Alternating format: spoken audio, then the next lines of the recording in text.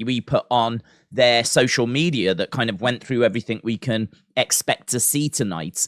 It looks like a really interesting show. It actually looks really quite tasty. There's lots to go through. So whilst people are still joining us, let's run down the list of what they have previewed. And then we can jump into a little bit of news, bit of thoughts, bit of questions, bit of theories, all that good stuff as well. So tonight, Bloodline Civil War begins.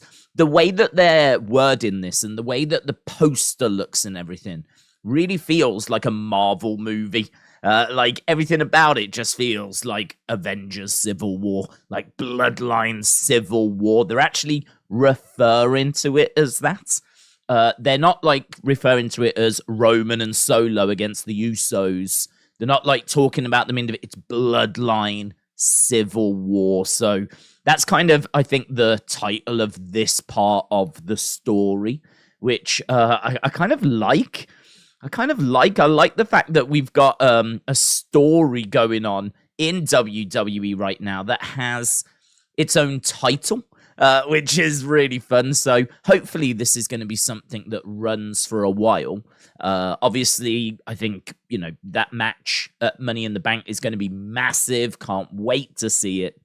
I think it's really interesting as well because I feel like the Usos are going to take it, but I'm not 100% certain on that because I don't think it'll be a one and done match. I think we could see them face off again in like a Hell in a Cell or something along those lines. So do you have Roman and Solo win the first one and then do the rematch? Or do you have the Usos win the first one and then do the rematch? Does Roman and Solo win any of the matches? How many times do they face each other? What are we gonna do at SummerSlam? Like, are we gonna do Usos against Roman and Solo there as well? But then surely Roman's got to defend his title at some point, the undisputed WWE Universal title. So I feel like I can't quite get a read as to how this is going to play out. Ultimately, I expect the Usos to come out on top. Ultimately, I expect Roman and Solo to part ways, but I can't tell if that's going to be this year or next year. But I think by the time we're getting to, say, in 12 months' time, I think Roman will be on his own by that point then. I think Solo would have left him by then. And I don't expect the Bloodline to get back together. There are people that I've seen that have said that they expect this to be a little feud, but then by the end they think the Usos will rejoin Roman and rejoin Solo, but I don't think that will go that way. I think this is it now. I think that the Usos are out of the Bloodline. So exciting because we're obviously going to take a big step forward tonight in regards to finding out a little bit more about where this is heading. And obviously we know Money in the Bank, the match is going to take place there. As well as that, we got Shayna and Ronda taking on Isla and Alba. This is a women's tag title unification match. So obviously, Isla and Alba are the NXT women's tag champs. Shayna and Ronda are the WWE women's tag champs. We're going to combine the titles. I don't know why. This doesn't feel like a good idea because if we're going to keep women's titles around, then it feels like there should be women's titles that are competed for down in NXT so that we can keep producing women's tag teams. So I don't really get this. I don't really know why we're doing this. But either way, it's two sets of champions going up against each other. It's a unification fight. It's quite interesting. So we've got that tonight. Also, we've got Charlotte Flair taking on Lacey Evans. So Charlotte's going to be in action. We've got Pretty Deadly going to be on the Grayson Waller Effect. Always great to see Grayson Waller. I really like what they're doing with him. I think Grayson Waller is a really big personality, and I think that it is worth showing off that personality. I think that's his great strength, is that he's a good talker, he's very charismatic, and these Grayson Waller Effect episodes are going to be a really great way of showing off his personality and showing off that he's more than just a wrestler. There's more to him than that. So I kind of like what we're doing. We haven't really got going with a feud for him yet, but we will. There's enough time. He's only just arrived, coming up as part of the draft, so there's no rush. But I like this. We're using these Grayson Waller effects on quite a regular basis. And I must admit, I am a fan of talk shows on wrestling. I loved Piper's Pit. Miz TV is hit and miss, of course, but it's still interesting when there's a Miz TV and a KO show and Ding Dong Hello and Moment of Bliss and all the billion other ones that we've had. King's Court and whatever. I think Piper's Pit is probably still the GOAT. But Grayson Waller Effect, I am enjoying it. I really like the set as well. I think the set looks really good.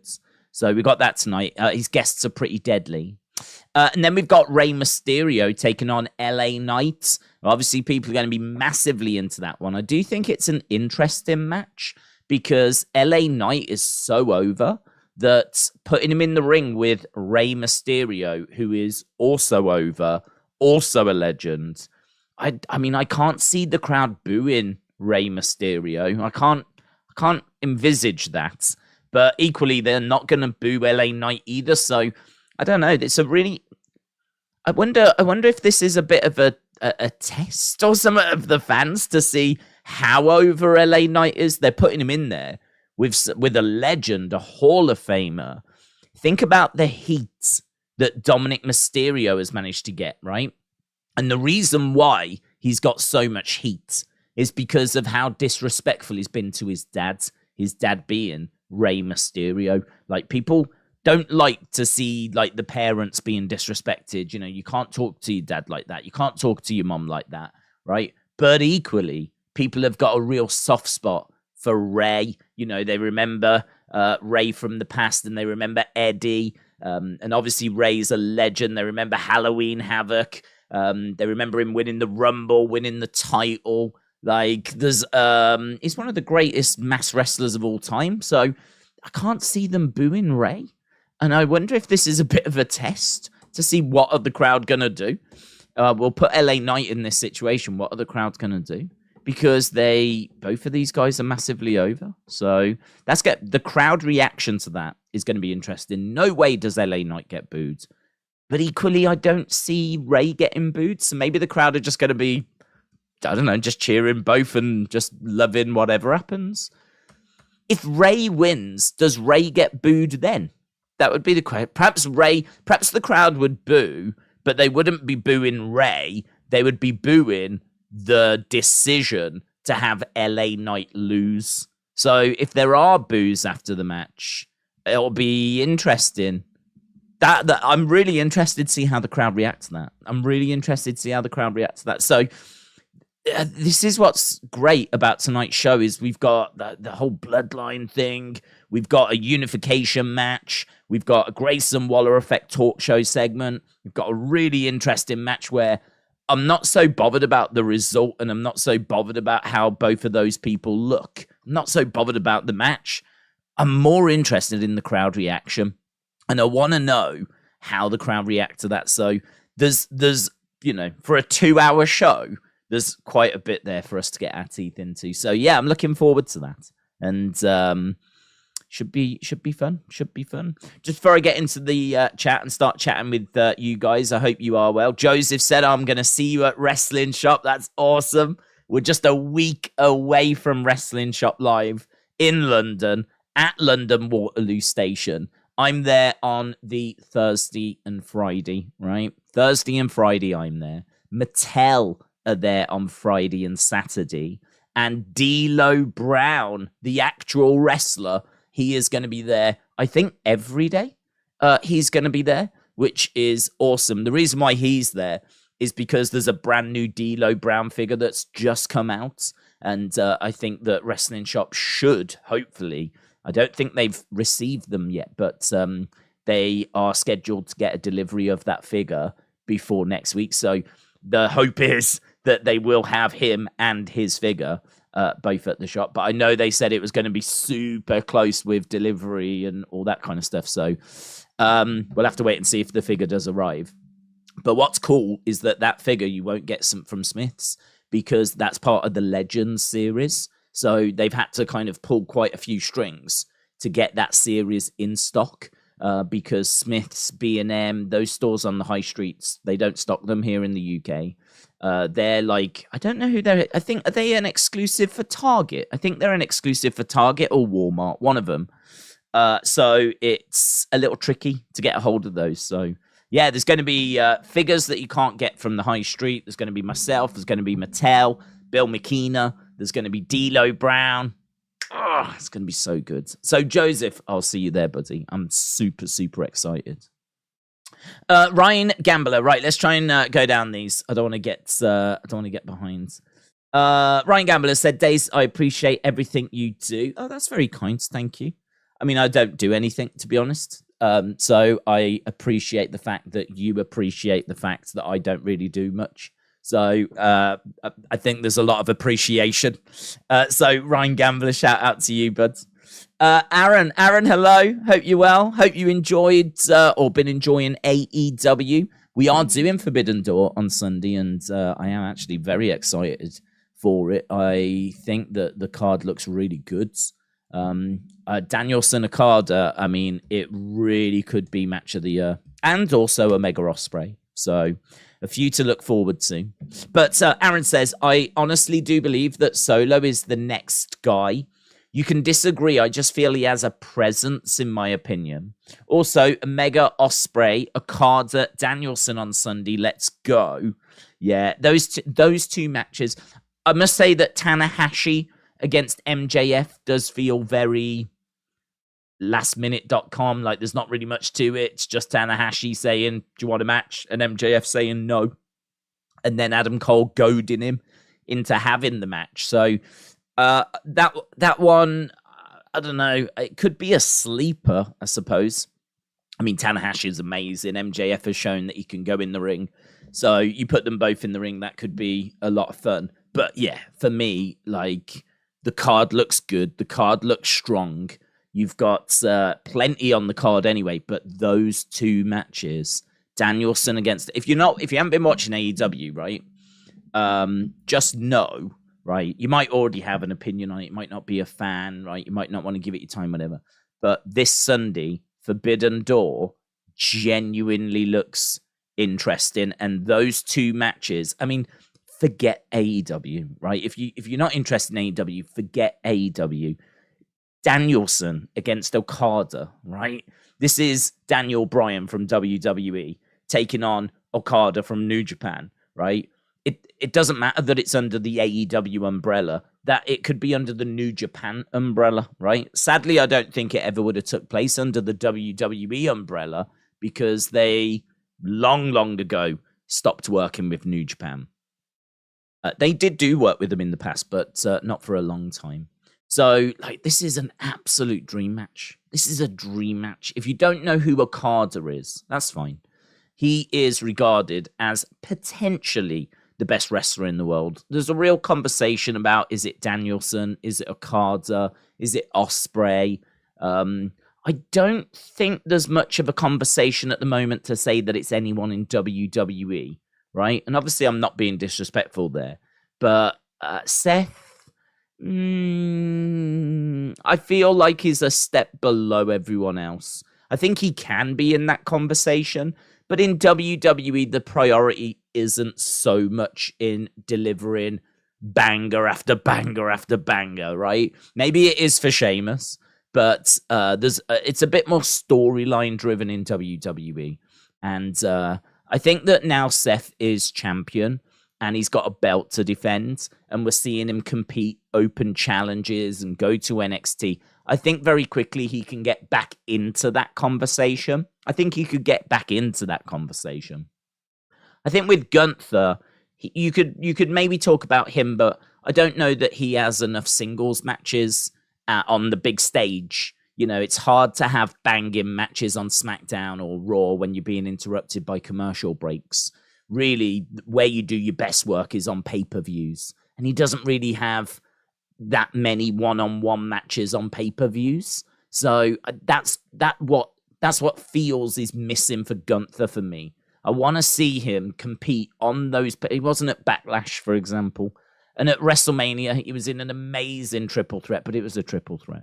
I want to see him have one-on-one matches that he can steal the show with, right? So I would like to see more of that from him. And then I think he would be in that conversation as well. But for me, he's just that step below also at the moment. But this is where like Okada, Ospreay, Danielson, they seem to be the ones that are in that conversation. Well, Danielson against Okada are going one-on-one on Sunday, and it genuinely could be one of the greatest matches, professional wrestling matches we will ever see. I mean, it has that potential. So Sunday is going to be very, very special. We are doing the watch along for it. I've said from the moment that match was made that I've been super excited about it. And Ospreay against Omega, I mean, you can put that in the same category. The only thing I would say is we've seen that match. It took place, I think, earlier this year at Wrestle Kingdom, and it was incredible. I mean, it's a no-brainer 5-star match. It's a no-brainer 5-star match. I do think that Okada and Danielson might supersede it, though. Maybe even better.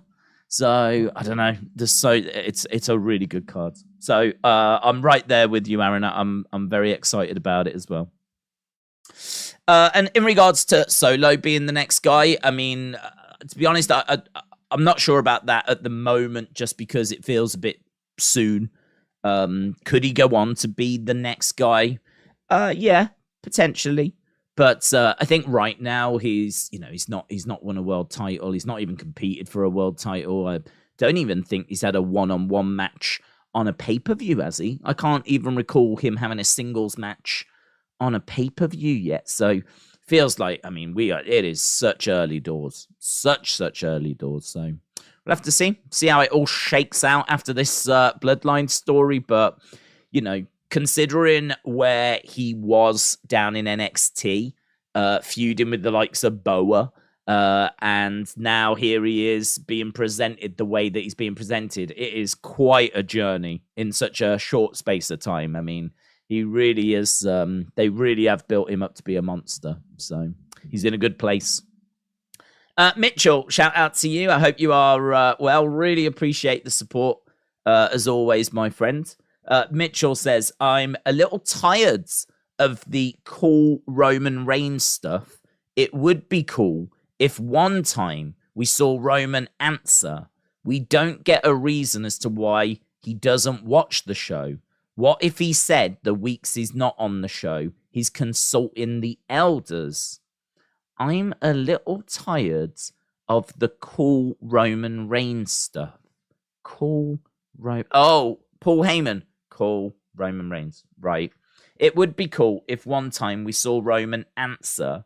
We don't get a reason as to why he doesn't watch the show. What if he said on the weeks he's not on the show, he's consulting the elders? Yeah. I don't know. I don't know if that really bothers me. I think in my mind, I've always just put it down to Roman's got the wise man for that.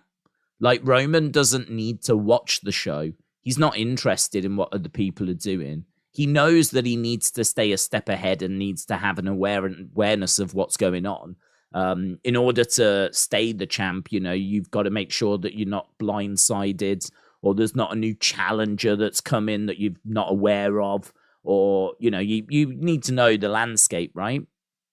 But that's 100% why he's got the wise man. That's literally the wise man's job, is to feed that information, that knowledge into Roman. So I think if ever Roman is SmackDown, I think it would be cool if, we saw Heyman kind of giving him a rundown as to what's been going on. Because in my mind, I've kind of got it that's what happens. Like, when they catch up, they meet up, there's a debrief where he'll break down, right, this is everything you need to know about what's happening in WWE. It kind of goes back to a Paul Heyman interview, actually.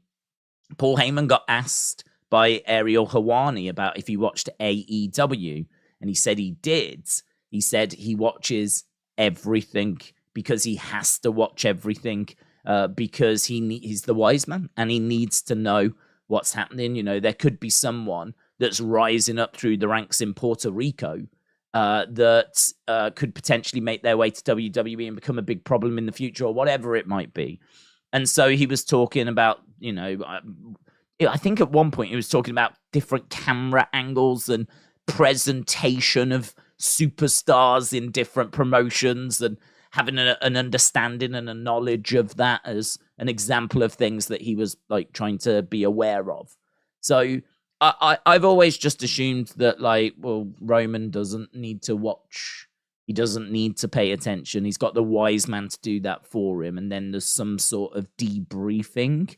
And then that just allows Roman to, you know, I don't know if we're meant to know this. I think we are. But we know that Roman's got kids and he's got a wife and a family. And I've always just presumed that, you know, his time at work is his time at work. His time at home is his time at home. And the two are kept very far apart. And he's able to do that because he's got the wise man. So I don't know. I don't know that the call Roman is a problem for me. I love these kinds of conversations, though. Like, I'm not saying that Mitchell's wrong in any way. I love these conversations because it makes me think about and consider things that genuinely I've not given any thought to. I've not given any thought to how I feel about that. I've not given any thought to, you know, the cool Roman stuff. Is it a problem? Is it something that gets in the way? Is it a bit phony? Is it like, could it be done better? I've honestly not given that any thought at all. So I really like the conversation. I really like the point. I like what you said there. What if he said that the Weeks is not at the show, he's consulting the elders? Again, I've never thought of that. I've never thought of having him like consulting the elders. I know what a lot of people want to see is Rikishi get involved now. In the comments to some of the videos I've been putting out, there's been a lot of people saying, will we see Rikishi? Can we see Rikishi? There's a real hunger for Rikishi to be involved in this. I don't know if people are under the impression Rikishi might come in and like get physical. I wouldn't be expecting that. I would be expecting him to be a talking head, basically. You know, like confront Roman and say, like, you don't stand a chance, or you've let the family down, and then maybe Roman Superman punch Rikishi. And, you know, Rikishi can take a bump where he falls down, because Roman's clearly not going to actually hit him, right? In kayfabe he would, but obviously in real life he wouldn't. So could Rikishi take that bump where he just falls backwards? Sure. But could Rikishi be involved in some sort of match? I would be very surprised. I mean, I don't think he's been in a ring for years. I mean, I'm not aware of him competing. Maybe he is. Maybe he does a lot at their like wrestling school and local promotion and everything. But I'm not aware of that. As far as I know, he's been out the ring for a long time. So I think if Rikishi was involved, he would just be there from a storyline perspective rather than we're going to get a killer 6-man tag and he's going to be part of a match or whatever. I wouldn't be expecting that. Luke says, sadly not going to Money in the Bank, but I am going to go to All In. Luke, White House show, have a great time. I actually don't know the date of All In. I think it's like August time, isn't it? And I still don't know if they've confirmed how that is going to be shown. Like, I don't know if that is going to be a TV special or if it's going to be a pay-per-view. Or has anyone heard anything on this? Because I haven't heard anything. I mean, they're going to show it. They're going to show it. It's their biggest show, right? Just the images, the fact that you are going to be able to see them perform in front of 60 odd, nearly 70,000 people. It's so good for their brand. It would, you know, it's the shot in the arm that AEW I think could really do with. And in fact, recently it's been one of the big kind of major positive talking points for them. Is, you know, the TV ratings have stayed a bit flat, a bit stale. But, oh my God, have you seen what Wembley's done? Have you seen the Wembley ticket sales? So it's already paid off in that regards. It shows that there's a hunger, a desire. You know, there's a big fan base that's willing to go along and watch the product. So already it's done what it needed to do for them. But actually then seeing that amount of people, there's no way that this is not getting shown. You know that anyway. But yeah, I don't know how it's going to be. I don't know if it's TV special. I don't know if it's a Dynamite special. I don't know if it's going to be an extra show on TV. I don't know if it's going to be a pay-per-view. I would have thought pay-per-view, but apparently it's really close to other AEW pay-per-views. So I don't know. I don't know what they're doing. Hopefully we get information on it soon. But have a great time. It should be awesome. JB, hello, shout out to you, says Money in the Bank, Extreme Rules cricket bat match in London, win by knockout only. What 2 wrestlers are you putting in there? Extreme Rules cricket bat match, winner by knockout only. I don't think I quite know what that is. So it's like you win by knocking out and you can use cricket bats. Can you use any other weapons, or is it only cricket bats? Cricket bat on a pole match. Well, I mean, look, that's a brawler's delight in it.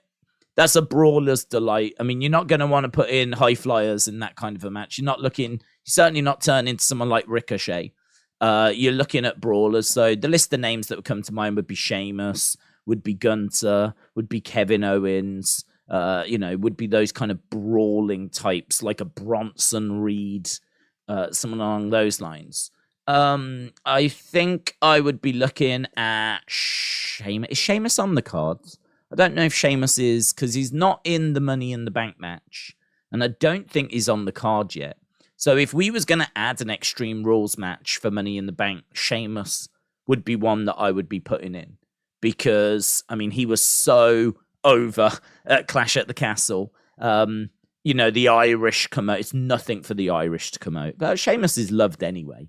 But it did feel like there was an Irish contingent that had travelled over to Wales for Clash at the Castle. And they will come over, of course, go to London for Money in the Bank as well. So I feel like Sheamus has got to be in that match. I don't think I would do Sheamus versus Drew. It's been done too many times. So I wouldn't do Sheamus versus Drew.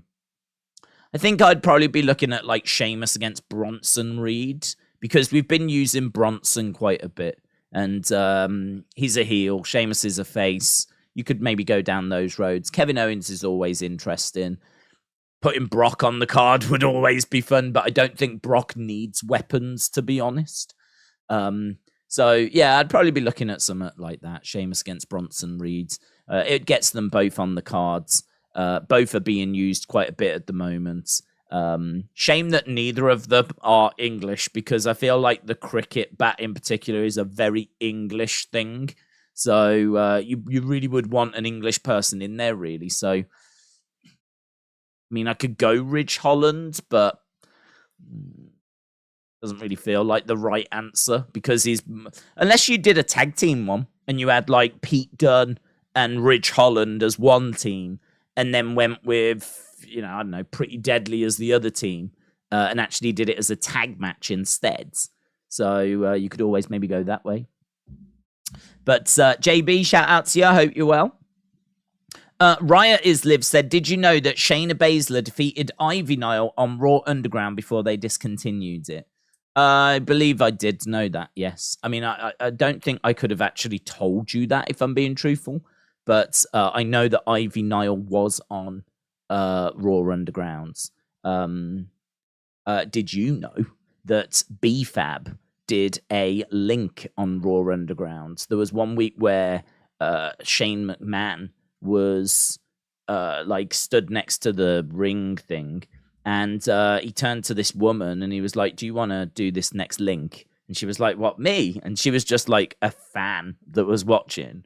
And so she did the link to the next segment, and it kind of got presented like he was allowing anything can happen at Raw Underground. Even fans can do links, but it was actually BFAB.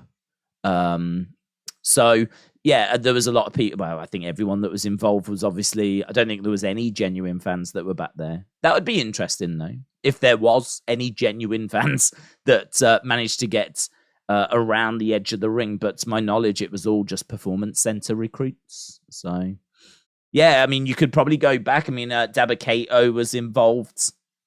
There was quite a few that's performance center people that were involved with Raw Underground. Did a whole episode of it on the Wrestling Escape Pods. It's such an interesting subject because it was such an out there.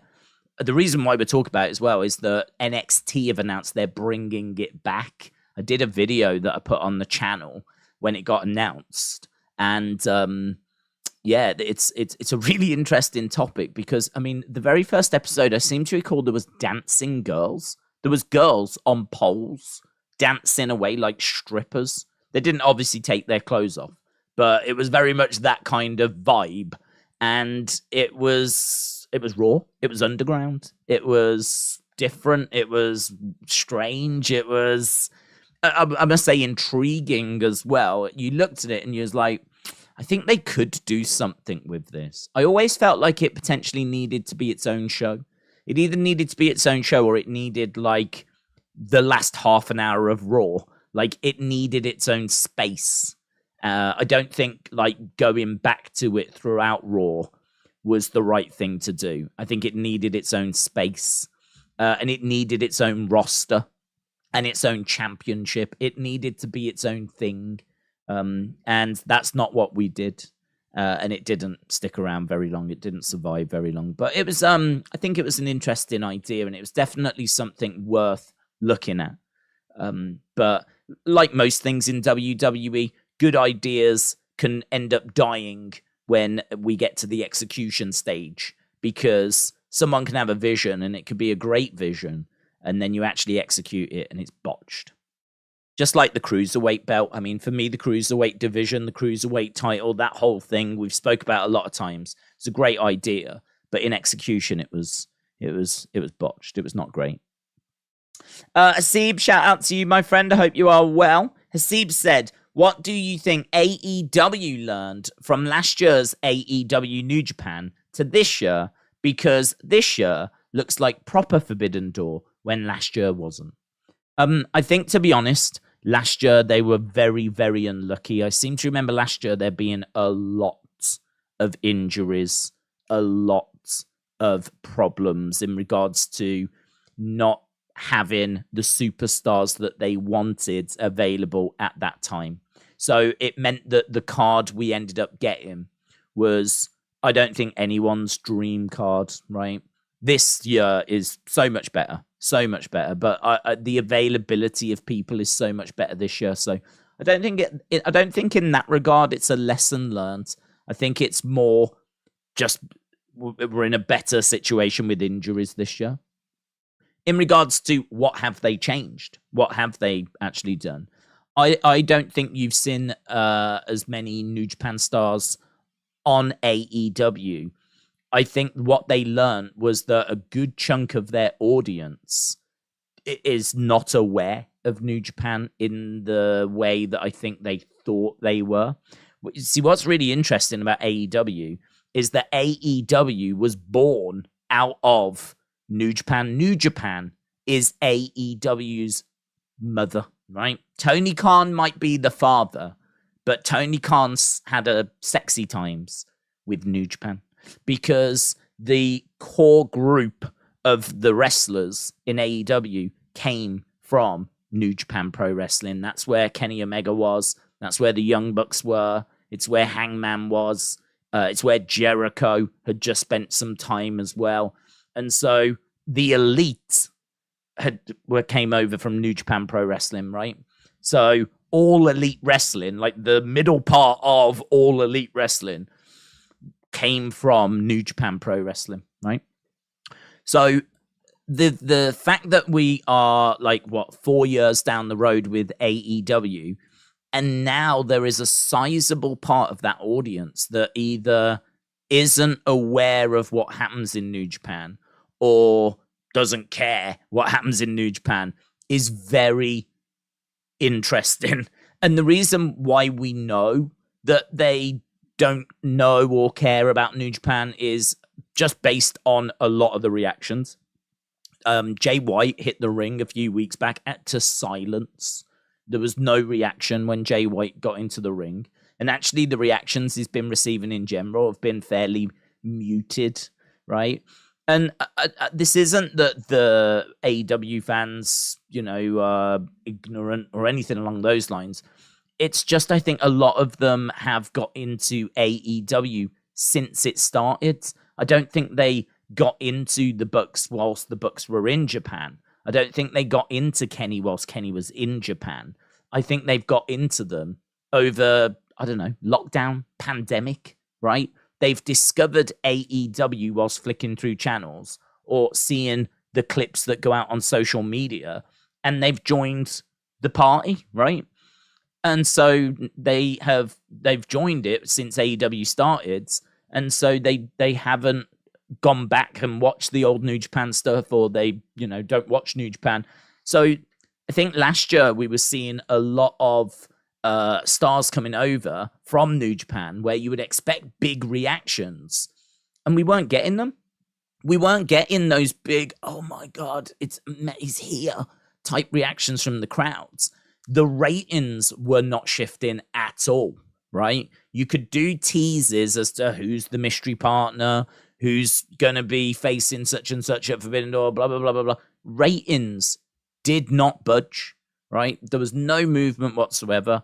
It was flat, and it just seemed like Forbidden Door was not going to be a success, because it seemed like they were providing a show, a pay-per-view show, for an audience that wasn't bothered about the other promotion that they were now working with, which came as a surprise to me, and I think would have come as a surprise to them. Now, what I would say is that Forbidden Door was a success. The AEW fans tuned in, and I think really enjoyed the show regardless. I do think there's still a good number of people that have an awareness of New Japan, but we're not talking about the whole place going bananas when Okada walks out. We're not talking about the whole place going bananas when Ospreay walks out, right? So I think what they've learned is to not focus heavily on the build for Forbidden Door, because I think they've learned that their fan base is a bit more diverse in regards to its New Japan knowledge or New Japan appreciation, how much it even cares about New Japan, right? That's actually quite a diverse, it's not what you might think. So I think this year we've seen, Ospreay and Omega, the build for that, there's been very little, right? The challenge was set, the match was accepted. We haven't seen Ospreay in AEW much at all. Okada, I think we've seen him once, and that was on Wednesday this week, right? He came out and we had a face-to-face between him and Danielson. Other than that, it's been a video package. Tanahashi against MJF, video package. In fact, a lot of the matches for this Sunday got made this week or the week before. Like, the build has been very minimal, very small. I think they have learned that there's no point like sacrificing episodes of Dynamite to try and introduce these people, because you're not going to be able to do it. You're not going to be able to introduce the New Japan talent and get them over and get people caring about them in a 4 or 5 week window. You're not going to do it, right? If you don't already know who these people are, well, you're not going to have the time to introduce them. Simple as that, right? So rather than just sacrificing episodes of Dynamite week after week after week trying to introduce these people, just do a video package, put them on the cards, hype up the main events, hype up the key matches, and people we saw last year will buy it and tune in anyway, because if you're a fan of AEW, you know that it's going to deliver what you want to see. You know that you're going to get great wrestling, right? And plus also what I would say is this year, there'll be a better understanding of these people, because a good chunk of them were on the show last year. So, people that watched last year's Forbidden Door, they'll have memories of these people from last year. So every year it's going to get easier and easier as people are introduced to that talent more and more. So I would say that feels to me like the big thing they've learned. That feels to me like the big change this year is that the build has been very minimal. And I think that just looking at reactions, I think that's the reason why. And there's been a lot of video packages to promote. But as I said, like the top of the card still looks really good. The great thing about that is that it really doesn't matter if you don't do much of a build, because the quality of the wrestlers involved is so high. You only need Danielson calling out Okada to make a load of people just wet themselves anyway. Like, as soon as I saw that video, I was like, man, let's go. As soon as I saw Danielson call out Okada, I knew I was watching Forbidden Door, right? I was not going to miss that match. So, for me, boom, done. Lovely. Thank you. Can't wait. Looking forward to Sunday. Should be a really good show. Matt Carney, shout out to you, says, there are rumblings that a certain John Larbins might be at Forbidden Door this Sunday. Are you excited to see Larbs return? And is AEW a good fit? I'm a big fan of Larbs. I've actually heard that he is not going to be showing up for AEW. I believe instead he is looking to go to Women of Wrestling. He's going to go to WOW and compete for them, who I believe they've got a big show on Sunday as well, called Where's My Dress? So he's going there, apparently, Matt. Hawkins Jr. said, Days, hello, everyone, hello. Happy Smackdown. Give Days a like if you are stopping by. Don't accidentally hit the dislike button like I did. Well, that's a disgrace, Hawkins Jr., that you would dislike this stream, even if it was an accident. And as a result, you have been timed out. Research with Thomas Flynn said, Days, what are your thoughts on Top Dollar becoming Flop Dollar? His main show run has been terrible. I feel sorry for him in regards to that. I think what's happening, and I could be wrong, but I think what's happening is that they are actually, there's one of two things happening. Either he has upset Michael Cole, and Michael Cole is like, right, screw you, yeah? I'm going to mention that mistake you made in December, right, for the next 6 months. And I ain't going to let anyone forget about it, right? So he's either like upset Michael Cole is sticking his fingers up back to Flop Dollar. Or I think what might actually be happening, because I think if that was the case, someone would have had a word with Michael Cole. I'm pretty sure Triple H would have said, listen, you're burying this guy. You've got to stop doing it. You've got to stop, mate. We need to move on with our lives, right? Someone would have spoken to Michael Cole if that's what was happening. So I'm thinking it's not that. The other reason why they could be doing it is that they're actually trying to get you to talk about them.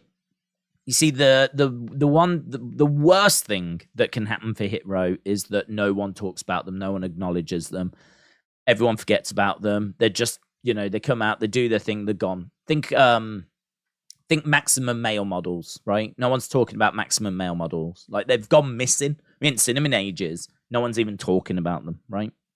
That's the worst thing that can happen, is that you don't get spoke about. So it might be that they're using this as a way of mentioning them, like, and keeping them, like, for example, we're talking about it right now. This is a prime example right here. If you think about all the wrestling podcasts, and you think about all the TikTok accounts, and you think about all the Twitter and social media and all this kind of stuff, I think they're trying to make a talking point out of the fact that Michael Cole won't shut up about Top Dollar flopping and failing to get over the top rope months and months and months and months and months ago. I would even suggest that they're trying to build up some sympathy. But at the moment, Hit Row are heels. So I don't even think they're trying to build sympathy. I don't even think they're trying to build up some sympathy. I think they're just trying to keep them part of the conversation. I think they're just trying to keep them on the agenda, keep mentioning them. And, you know, one of the only things you can really mention at the moment is Flop Dollar flopping over the top rope. Like, I do feel like we could talk about other things. You know, they could drop a hip-hop track, right? A dish track. And, you know, maybe we could change the tune and start talking about that instead. But to be honest, I mean, they're just not getting the investments creatively into them that they need. So there's not really anything else to talk about. So at the moment, we're just like a broken record. So as I said, if he'd upset Michael Cole, I think fine. You let that run for a few weeks, a month, whatever. Eventually, someone is going to have a word. Right? Surely someone's going to have a word. You know, Dunn will have words, Kevin Dunn, or Triple H, or Bruce Pritchard, or someone will have a word with Michael Cole. The fact that this continues makes me think that this is some sort of creative decision, which is just very strange. I don't really get it, but I can only put it down to the fact that it's the only thing they've got to talk about in regards to Hit Row, which I would counter by saying, well, why don't you come up with something else? why don't you give them a hip hop track or something else that you can talk about? But to be honest, I don't think that they've got any ideas for what to do with Hit Row. I've never liked Hit Row, and I know I keep saying it, but even when they were in NXT, I didn't like them. I thought the gimmick was cringe, right? When it was in NXT. It has, from the moment I saw it, it has felt fake. It's felt fake, and this cannot feel fake. This Hit Row gimmick cannot feel fake. It's got to feel genuine, and it just doesn't. I think B-Fab feels genuine. And I've said before, Ashanti, he doesn't do anything. He doesn't say anything. Like, I don't know anything about Ashanti the Adonis, right? He's one of the most unknown superstars on the main roster. Ashanti the Adonis, I couldn't tell you a single thing about him. Nothing. Other than his name, right? I don't know anything about him. And so for me, he's not offensive in the slightest because there's nothing to be offended by. B-Fab, I think, looks quite cool. She looks a bit different, right? I think she kind of stands out. Ashanti does not change my opinion, positive or negative, in any way. This is going to be maybe a bit moody, but I think the problem with Hit Row comes down to Top Dollar. I think Top Dollar is... I don't know. I can't quite put my finger on why it doesn't work with him, but I think for me, he is I think if you was to take Top Dollar out and put someone else in, for example, if you took Top Dollar out and you put Swerve Strickland in, I think that group works. I think it works. And I think then it's credible. And I think we might be able to get rid of the money thing, right? Sucks. Get rid of that, right? And like the walk and just the little things they do, it just feels so fake and cringy. If you look at like proper hip hop groups, you don't see that from hip hop groups, right? I don't see the flipping NWA, Dr. Dre and everyone coming out going, money, like all this kind of stuff. I don't know if they've based their whole flipping gimmick on Flavor Flav or something, but I kind of feel like Top Dollar might be a bit of a problem when it comes to Hit Row's credibility. And I honestly can't put my finger as to why. I also think he had quite a size to him, you know? Maybe he just needed to stay quiet, shut up in the background, right? Maybe B-Fab's the one that should have done the talking. Perhaps Top Dollar should have just shut up, stayed in the background, been the big guy, right? The muscle, not said a flipping words. And then, like, you know, maybe we could have got somewhere, maybe. But I don't know. I think, like, his promos aren't very good. I find him to be a little bit cringy. He's lost a load of weight as well. And I've heard other people say this. It doesn't look good that he's lost all this weight. Like, it looks strange. He looks like a big guy who should be a big guy, who's like lost a load of weight, and it doesn't he doesn't look quite right. I don't know. Maybe that's like a weird thing that I have, but I'm not the only one that thinks that. There's other I think like maybe if you're used to seeing someone a certain size and then they lose a load of weight, it just is quite jarring and it looks quite weird. And he just it doesn't look right. I think for his size, it doesn't look right. I don't think he's replaced it with muscle. So he's just gone from being a big guy down to a much smaller, slender, thinner guy. But it doesn't look quite right. Like, I think in my mind, I'm still used to seeing him being quite big. Maybe if he had replaced it with muscle. But this isn't like, oh, let's all lay into Top Dollar. But I don't know. I can't put my finger down as to, okay, what do you do with him now? How do we find a way forwards? Is it a lost cause? Do you have to take him out? Like, does he need to bulk up a little bit? I mean, I would say smash the gym. Smash the gym, right? Get yourself looking jacked. Shut up. Stand in the background. Let B-Fab do the talking. Stop doing the money thing. Stop doing any kind of cringy, weird walks down to the ring, right? I don't know how I feel about the balaclava. I think the only person that should wear it should be Top Dollar. I don't think all three of them should come out in the balaclava. Maybe if Top Dollar wore the balaclava, kind of just made his way down to the ring, took it off, didn't say a word, and like, you know, maybe if we put those changes in place, then I'd be interested to see where we get with Hit Row and if we could salvage anything. But yeah, up until now, it's, for me, from even when Swerve was in the group, I know there's people that have said, oh, if Swerve was still around, it'd be awesome. I do agree with that. Swerve definitely made it better. But even when Swerve was in it, I didn't rate it. I still thought it was fake and phony. And for me, it still didn't work in NXT. So those are the changes that I would make with Hit Row. That's what I would try and do. I would try and make it feel a bit more real, a bit less phony, a bit less fabricated. I would try and make it a bit more legit. I think I don't know what I would do with the music, to be honest, because I feel like they're a hip hop group, so they've got to be able to release diss tracks. And we've seen with the Acclaimed as to how successful that can be. So I feel like the diss tracks need to be good, credible, funny, right? That's what the Acclaimed do. The Acclaimed, their raps are pretty good. They're funny as well, so they're engaging. And I kind of feel like, you know, you take a leaf out of that book. So we don't really tend to hear too many out of Hit Row. And some of the verses I have heard have been a bit cringe, to be honest. You know, they're not really funny. They're trying to be genuine, but it's just a bit. Everything they do just seems cringe to me. I don't think I'm alone. So, yeah. But I don't want to see them lose their jobs. I'm not saying sack them off. I'm not saying like bin them off. I'm saying that there's some changes that need to be made there.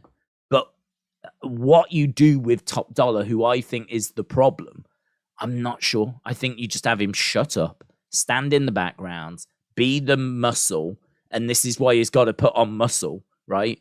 Because if he ain't going to be able to throw his weight around, he's going to have to be jacked, right? Because he's the big guy, he's the enforcer. It's hard to be an enforcer when you're thin and there's not much to you. So I think I would have him do that. And actually, I mean, it might look good if he could start like taking his top off and he was looking ripped, right? Maybe if he started to come out with like a toned physique, but still wore the balaclava, maybe that would be an improvement as well. Visually, it just look a bit more credible. Again, it would add some more credibility. So yeah, that's what I would do with Hit Row. Money in the Bank is 7 days from tomorrow, 24 hours after SmackDown in the O2, says Adam. Dylan said, did you see there is a possibility we might get an MMA fight between Elon and Mark Zuckerberg in the Octagon? Thoughts? I don't think it will happen. I think that it was just it was a message that Elon put out and Mark accepted. I think Elon probably went, oh, wasn't expecting that. But apparently Mark Zuckerberg's some sort of jiu-jitsu belt holder. I don't know what level.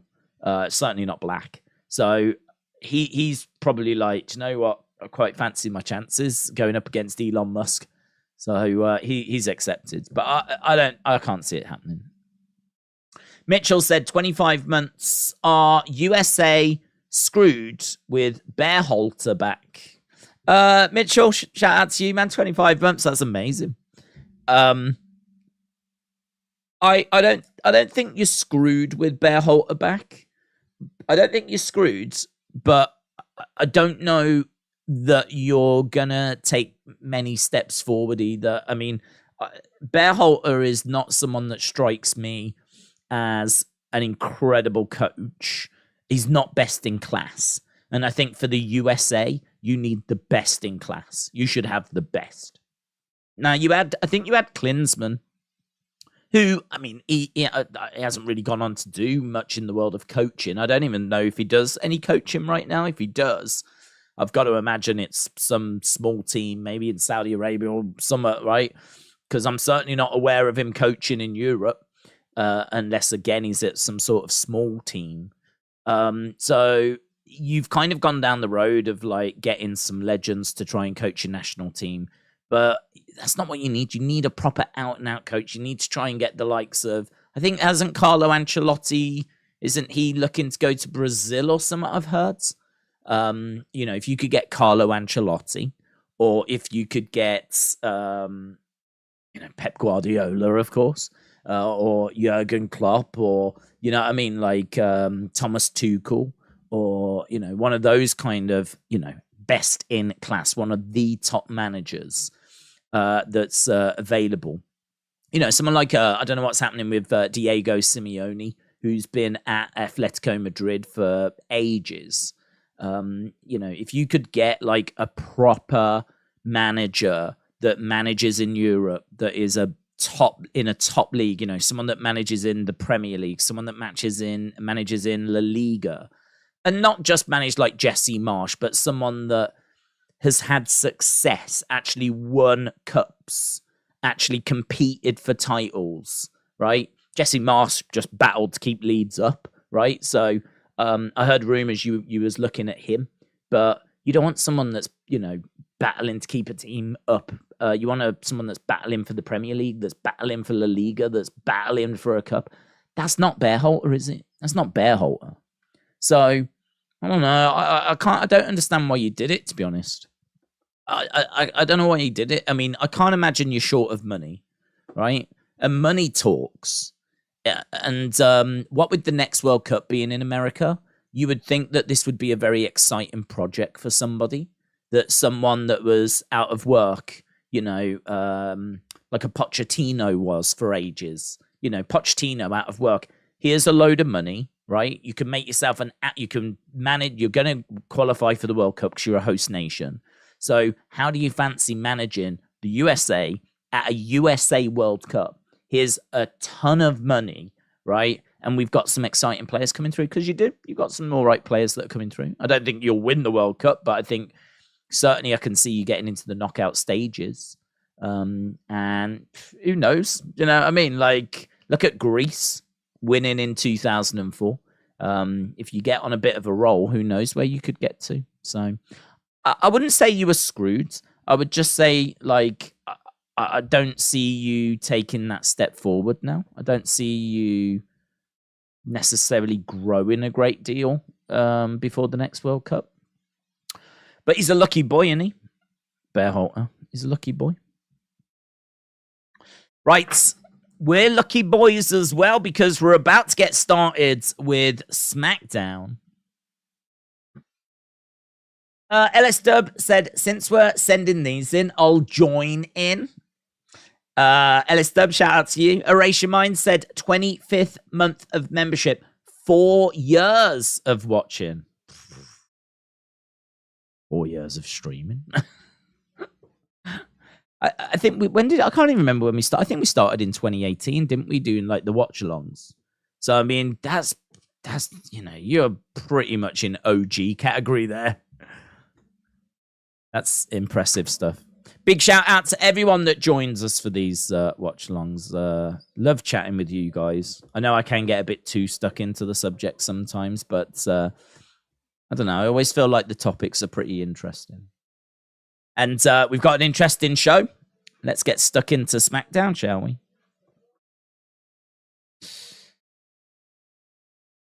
Okay, so obviously last week this was Jey Uso having to decide. That's what we're watching at the moment.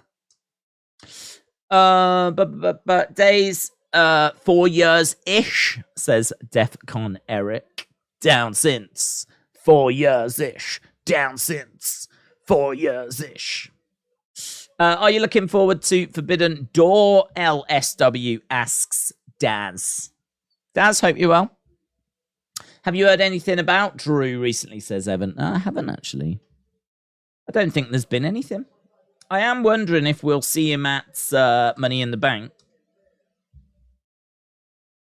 Oh, hello, Cultaholic. 8 hours ago. Drew return information. Let's have a look.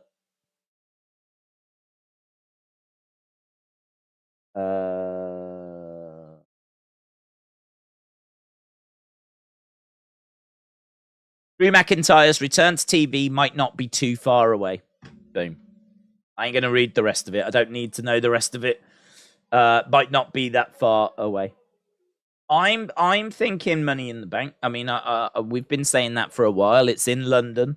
I know it's not Scotland, but it's as close to Scotland as we're going to get for a while. So I'm thinking Money in the Bank. Or if not Money in the Bank, then maybe like the Raw or SmackDown after Money in the Bank.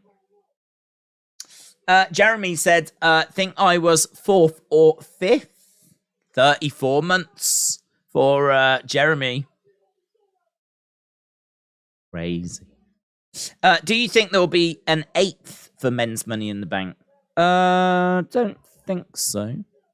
Can't say I'm expecting another person to be added. I mean, last year we added Austin Theory on the actual show, but I think, did that take us to 7 or did that take us to 8? I've got a feeling it took us to 7. I'll have a look. Money in the Bank 2022. Theory was added on the show.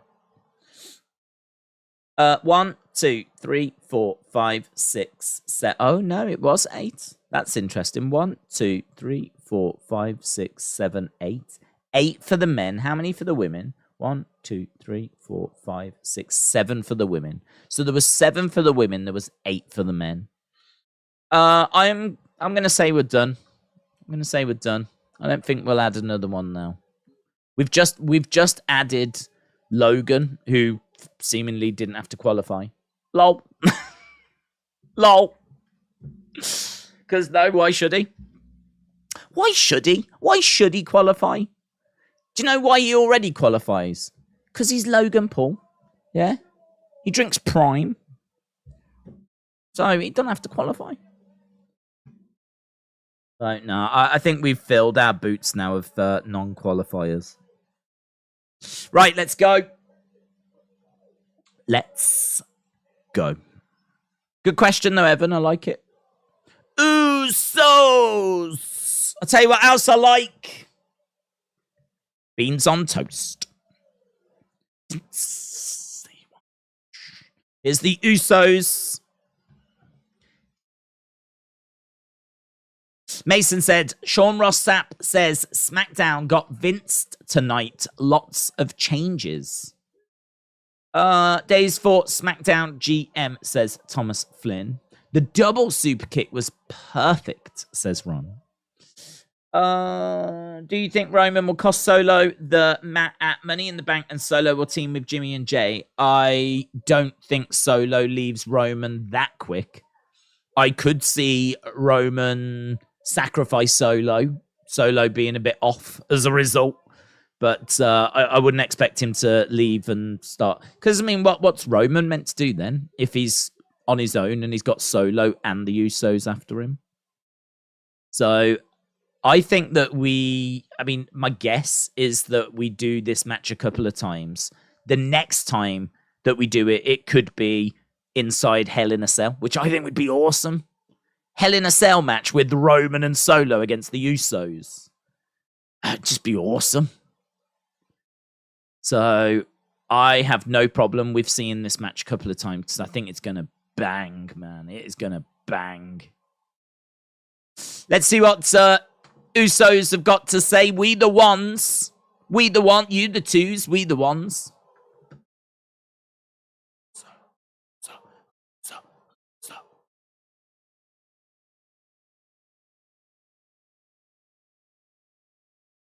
Wow, that's a bit of a different chant. Have I heard that before? A load of people are chanting ooh, and then other people are chanting so's. Ooh! Would I want to be an ooh or a so? I'm not sure. Oh, that dude's in the front row again. Is that the Trinidad and Tobago flag? We've got green shirt guy. Well, he's not here, but obviously green shirt guy is a thing. But that dude there with the flag on his shirt, he goes to all the shows as well, you know. It's just that he moves around a lot. Sometimes he's on the corner. He's always got that flag, which I think is Trinidad and Tobago, but I'm not sure. Ooh, see. Chance. It is Trinidad and Tobago. We're about to fight our family, says Jay. Family don't do that. Family's meant to lift each other up. Family.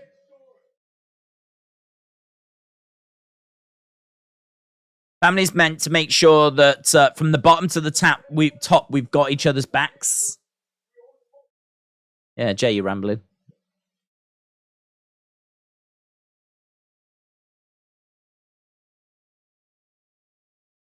You made the perfect choice, my dog.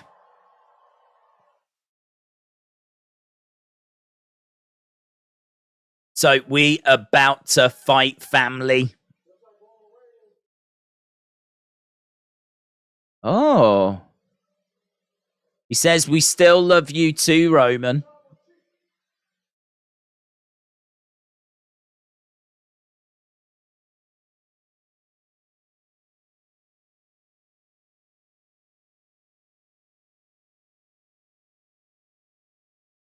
You tell us to jump high, we jump. You tell us to go low, we go low.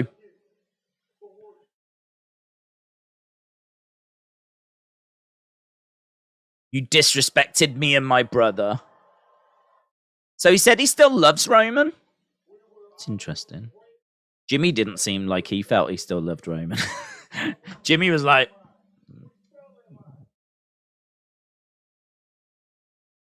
I think that's interesting that he still loves him.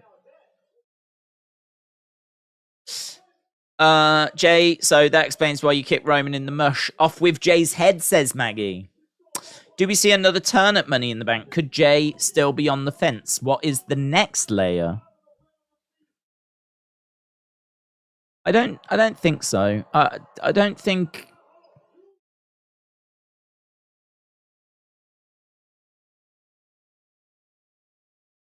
Jay, see, for me, Jay has struggled with being in the Bloodline for a while. I mean, certainly since the Royal Rumble.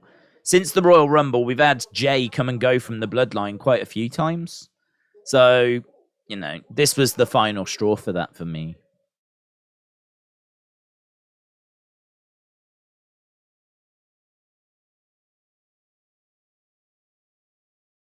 Oh, he blames Paul Heyman? He blames Paul Heyman? Biggest snake of them all is Paul Heyman?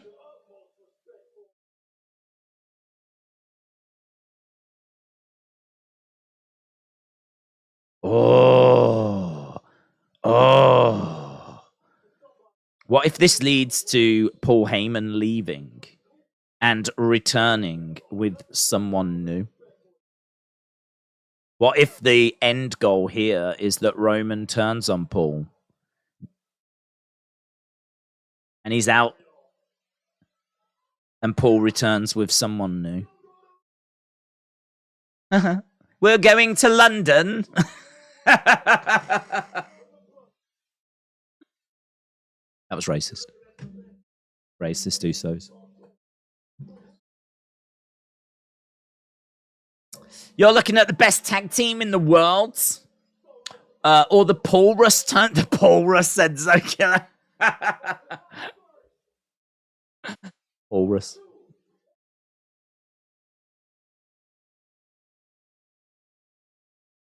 Solo. Roman. Welcome.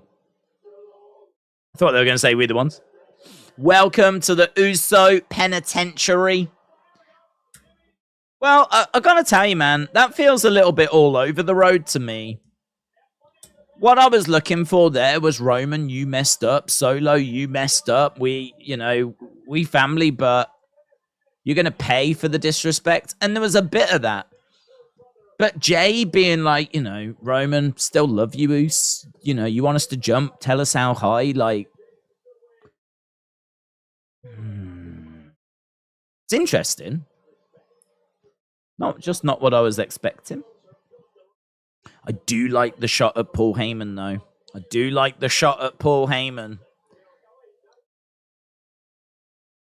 That promo, it didn't have direction, says Mitchell. I feel that way. Hello to Fun Boys. Porus is A1 with the mind game, said Zokiller. FaZe Rug highlight, shout out to you. Michael said that was average. Okay, they are talking about LA Knight. We saw LA Knight cheating, or at least trying to cheat. But Santos reversing and picking up the victory. Rey Mysterio came down to make the save, chasing LA Knight out the ring. So our opening match looks like it's going to be the LA Knight Rey Mysterio match. Yes, Rey's making his way out. Booyaka, booyaka. As I said, this to me, it's not about the result. I'm more interested to know how the crowd are going to react to this. Here's Rey getting... Booyaka, booyaka. Oh, hello. Hello. We got a little bit of technical problems.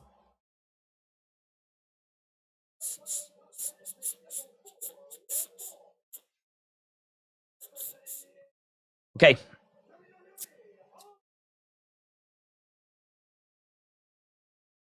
Rey Mysterio versus LA Knight. Rey is a legendary star, says Jason.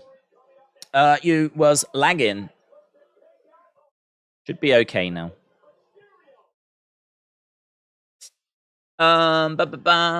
Back. Yes. Trini says hello. Hello. Hope you're well. What's this?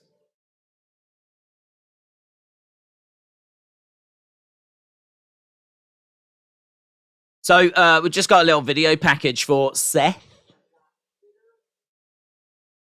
One of us got bitter. One of us got better. I love that. That's such a good line.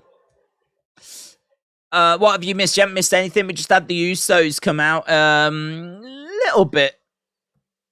Don't know how. I don't know. It's not the promo I was expecting, but it could be a promo that gives us a little hint about the direction that we're going. They seemingly don't blame Roman so much. Their anger seems to be at Paul Heyman, which I wasn't expecting, but is quite interesting. Days, according to one backstage source, AEW Locker Room is very upset with CM Punk after finding out he eats hamburgers. Why? I eat hamburgers. I mean, I know his straight edge. Is he meant to be like vegetarian, vegan as well? I don't know.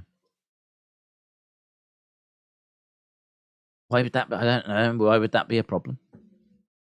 I think Dakota Kai returns at Money in the Bank since she's recovered from a knee injury, but I think she returns to either help Bayley or Io Sky. Has she recovered? I thought that injury was going to rule her out for a long time. She's recovered. Hadn't she done something to like her ACL and everything, which is like months of recovery? Have a little search for Dakota Kai. Dakota Kai news. Update on Dakota Kai. Out of leg brace after ACL surgery. So she did have ACL surgery. Doesn't that normally keeps them out months and months, doesn't it? Dakota Kai was released back in 20... I don't care about that. While she won championship, Kai also suffered an ACL. It appears she's out of a leg brace.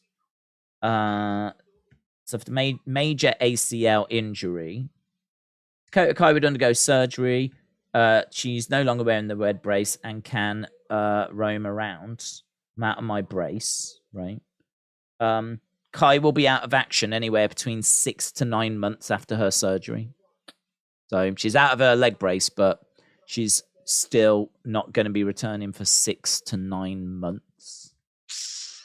Yeah, it's serious. If you do your ACL, like you are, we've seen it loads of times. I mean, I think, am I right in saying that's what Bayley did? And she was gone for like 12 months or whatever. It's proper serious stuff. Didn't poor Tegan Knox had it twice, didn't she? And it might also be what's happened to ACL injuries, Matt. I don't remember them being a thing back in the past.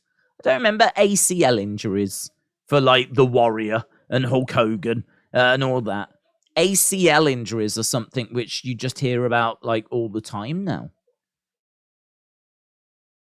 I wonder why. I wonder if it's something to do with the moves they do or something. I don't know.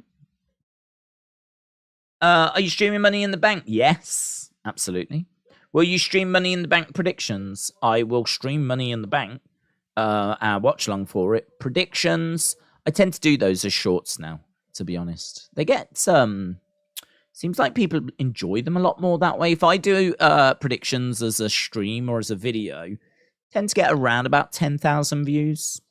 About that. If I do it as a short, tends to do about double that.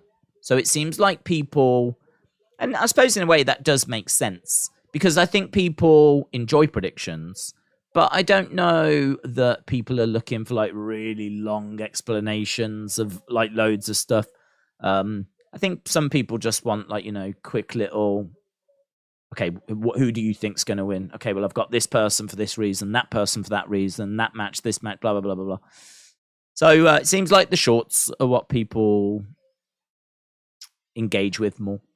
So I'll do a short on Sunday for Money in the Bank predictions. And yes, we are doing the watch long next week. Right, LA Knight making his way down. That's a new top, isn't it? Same like vest top thing, but I don't think I've seen this like lime green and black. Like neon green, isn't it, actually? It's Money in the Bank colours. It's that sort of same colour green. Mitchell said ACL injuries have got to do with down inward motion for the knee. Most older wrestlers did move that gave stress on their back, like leg drops and slams. So, hang on. Down inward motions for the knee. Down inward motions.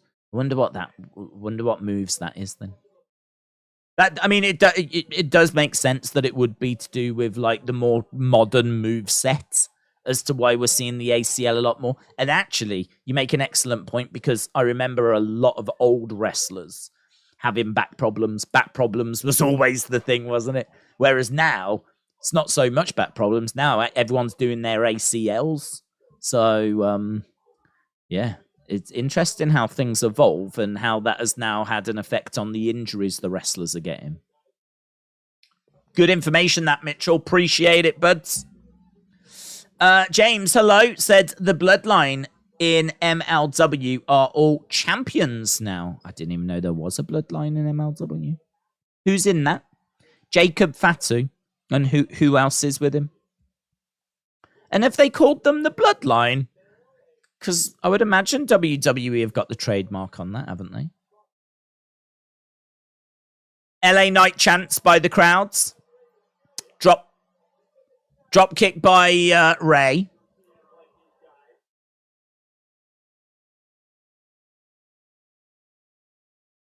There might be, there was LA Knight chants then. I couldn't hear if there was a few boos. Rey in the middle of the ring. LA Knight. Shoulder tackle. Down goes Rey. Shoulder up by Rey. But seems like they're trying to steal some of LA Knight's popularity going against Rey, says Chris. Jacob Fatu. Juicy Finnu, Lance Anoa'i, Samoan SWAT team. Oh. James, shout out to you. I've never heard of Juicy Finnu. Don't know how you pronounce it. LA Knight with an Alabama slam, is it? Oh, Rey holding on to that top rope. He's got LA Knight. Oh, saved it. LA Knight saved it. He was in a bit of trouble there. LA Knight started to fall through the ropes, and he knew that he needed to get back into position for the 619. So he just managed to stay in the ring. Baseball slide there by Rey. LA Knight to the outsides. Rey looking to go against the ropes. That's such a cool move. When he goes under that bottom rope. We're going to commercial break. I think it's pronounced Fin Now. That's how I say it. Okay. Fin Now. Top rope jumps. Lots of moves that include using your knees, like knee drops, tilt-a-whirl stuff. Even a GTS is knee-based. Even just a dive puts stress on your knee landing. Matt says, John Larbens has stated he'll only return to wrestling if he's given the belts. Isn't this just typical of John Larbens? Has wrestling moved on? I think wrestling has moved on. I think, though, what you do find, Matt, is that even though wrestling moves on, a lot of those old-timers, they can't move with it. So, you know, I think we've seen that with quite a few performers, you know, that struggle to kind of keep up. And I think Larbens is guilty of that. So I'll still support him, though, wherever he goes. Larbens for life. Larbens crew for life. Dana White has spoken about Elon and Mark, and things seem to be building momentum, says Modern Mogul. Honestly, I'll believe it when I see it. It was a tweet that was accepted, and I've seen that there's been obviously people talking about it. So I saw Eddie Hearn getting questioned about it as well. But as far as I know, it's just talk. You know, it's just like, you know what Elon's like? He puts like memes out and he puts messages out, whatever. It's just that this time he's put this thing out and it's been accepted. The ball's in Elon's court now to take it like a step further. There'd be every promoter under the sun would want to promote the fight, but I'll believe it when I see it. Right now, I don't see it happening. But ever buy a figure, open it, only to find out it was a chase. Not without knowing in advance. But I won in court 7-0, said Defcon Eric. Shout out to you, buds. Many congrats. Evan says, do WWE edit crowd noises? I remember one night LA Knight came out with a lot of cheers and what sounded like fake boos to be added in. They do sweeten the sound sometimes, and they do put in sound effects, but honestly, I don't know how often that's done. So it could have been fake noises added in, but it could have been the crowd as well. LA Knight is a heel. So yeah, it could be that there was people that were booing him legitimately, or it could have been that WWE tried to add in some boos. But honestly, like, I think it can be tricky sometimes to tell. Sometimes it can be a bit obvious. Normally you can tell by like when there's people cheering and then you look at the crowd and you can't see a single person cheering. Like they show shots of the crowd and they're all like that. And like all in the background, everyone's just sat there. And yet all you can hear is... So sometimes it can be a bit obvious. But I don't know. Sometimes I also think if the reaction's not quite what people are looking for, then it can get accused that WWE are putting in fake noises. Rey is slammed down. We're back from commercial break. Modern Mogul said, Will Ospreay just admitted a portion of his moveset is no longer able to do. Moves like a shooting star press, middle rope cutter, because of his back. Also, a mega match took a lot out of him. That's a shame. He's young as well. Well, Ospreay's not that old, is he? Ospreay's not that old at all. How old is he? 30? 30? That's a real shame that he's having to tweak and change his moveset already. That's a real shame. DDT by Rey. Rey going for the cover. 2. Shoulder up by LA Knight. Legend Killer, shout out to you. Mother Mogul said, I heard WWE use hairdryer sounds through the PA when they don't get the pop they were expecting. Do you see Money in the Bank being cashed in on Seth's title rather than Roman's, says Evan. Yes. If it gets cashed in on Roman's, I expect it to fail. I really don't think Roman's title reign is going to come to an end. 619, and LA Knight catches Rey. He picks up Rey, brings him into the center of the ring, puts Rey on his shoulders. Rey manages to get down, duck underneath. Oh, they're just at certain points, these two aren't quite on the same page. Like, LA Knight was just a little too far back there for Rey. I don't think he knew what Rey wanted to do. LA Knight beats Rey Mysterio.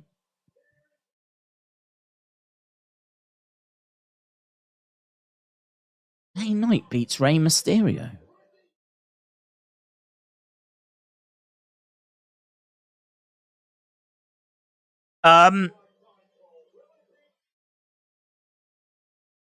Yeah, a couple of moves there that Rey did. LA Knight's a bit far back. I don't think that's LA Knight's fault. I just don't think he quite knew what Rey was looking to do.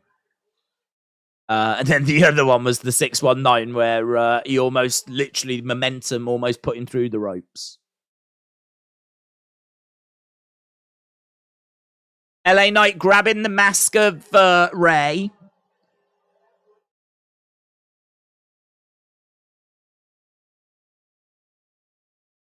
Booze? There was booze as LA Knight was grabbing at the mask. Santos comes down and makes the save.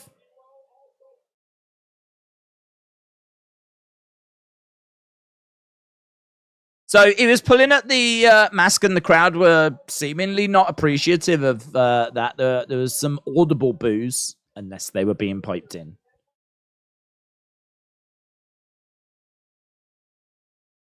Here's Solo backstage. Who's that guy? Ridge. Oh, Samoan spiked. Didn't recognize Ridge for a second there. Is that his head shaved?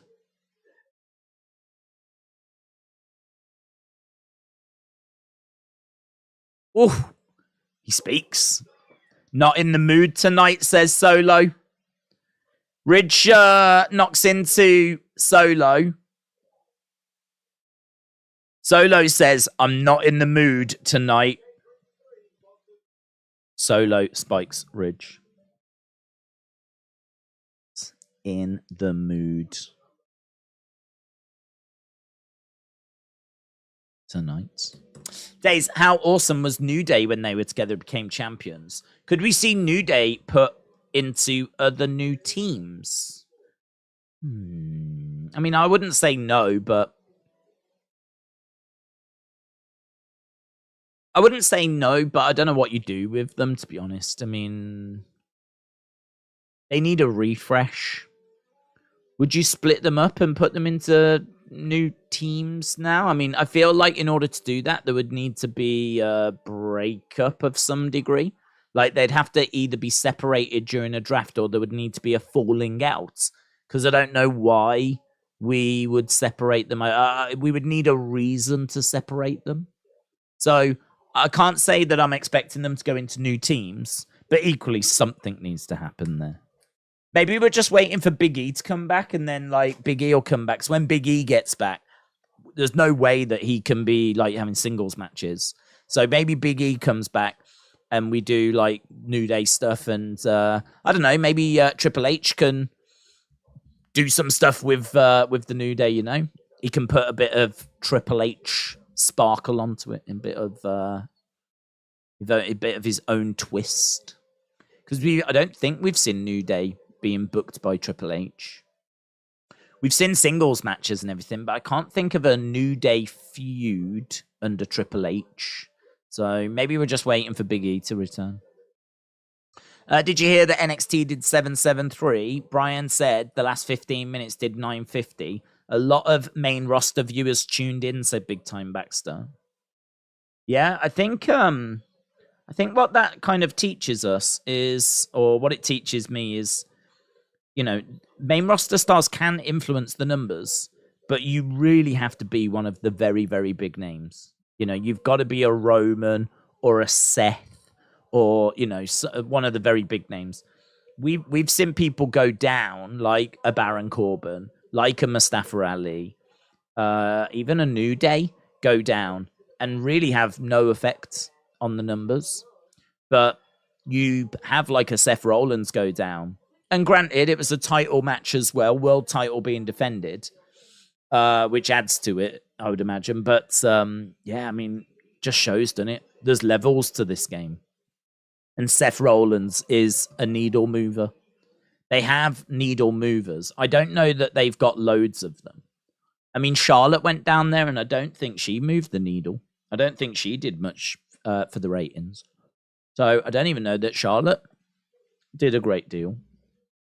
But Seth went down and got a monster number, so yeah. I wonder what would happen if, like, Becky went down. Would Becky move the needle? What would happen if, I mean, AJ went down? AJ went down, had a feud with Grayson Waller. I don't remember that moving the needle.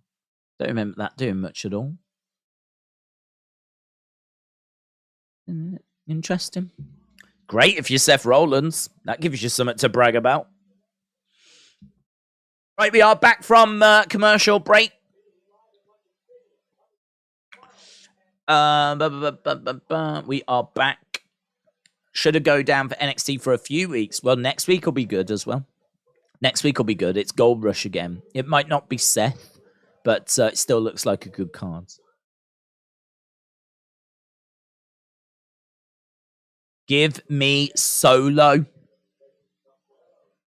That's interesting. I got asked that question about a cricket bat Extreme Rules match. I said probably go with like Sheamus versus Bronson Reed. You could totally do Sheamus against Solo Sikoa. Totally do that. The only reason you couldn't do it at Money in the Bank is Solo Sikoa's already in a match. But that would work perfectly well because both of them are brawlers. Here's Sheamus. I saw what you did to Ridge.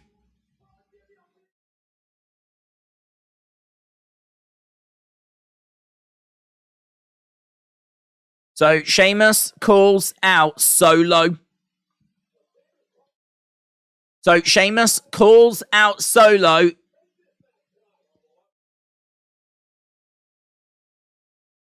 Wade Barrett said, the last thing you want is a raging Sheamus.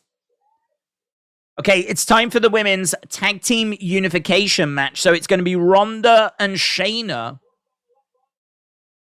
taking on Isla and Alba. Wanna do. Chelsea have rejected our third bid for Mounts. Oh. United should go in for one more. One more. One last one. 60 million. That's it. Because for 5 million, are we really going to argue? I think we went in at 55. And from what I heard, 60 would get it done. So if you really want Mason Mount, we're talking 5 million. Yeah, which to United is a drop in the ocean. So get it done.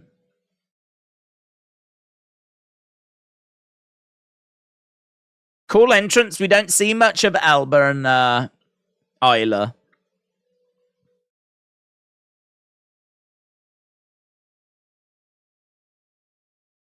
Yeah, it looks cool. The fact they don't push the match to the main event or the opener shows how little we care about these titles, says Lucas. No brainer, Shayna and Ronda win here. I think so. And it's a shame because I think these two are quite interesting. But to be honest, they don't need those titles because they are interesting. They feel like they could do something with Bray. So I don't think they need those belts.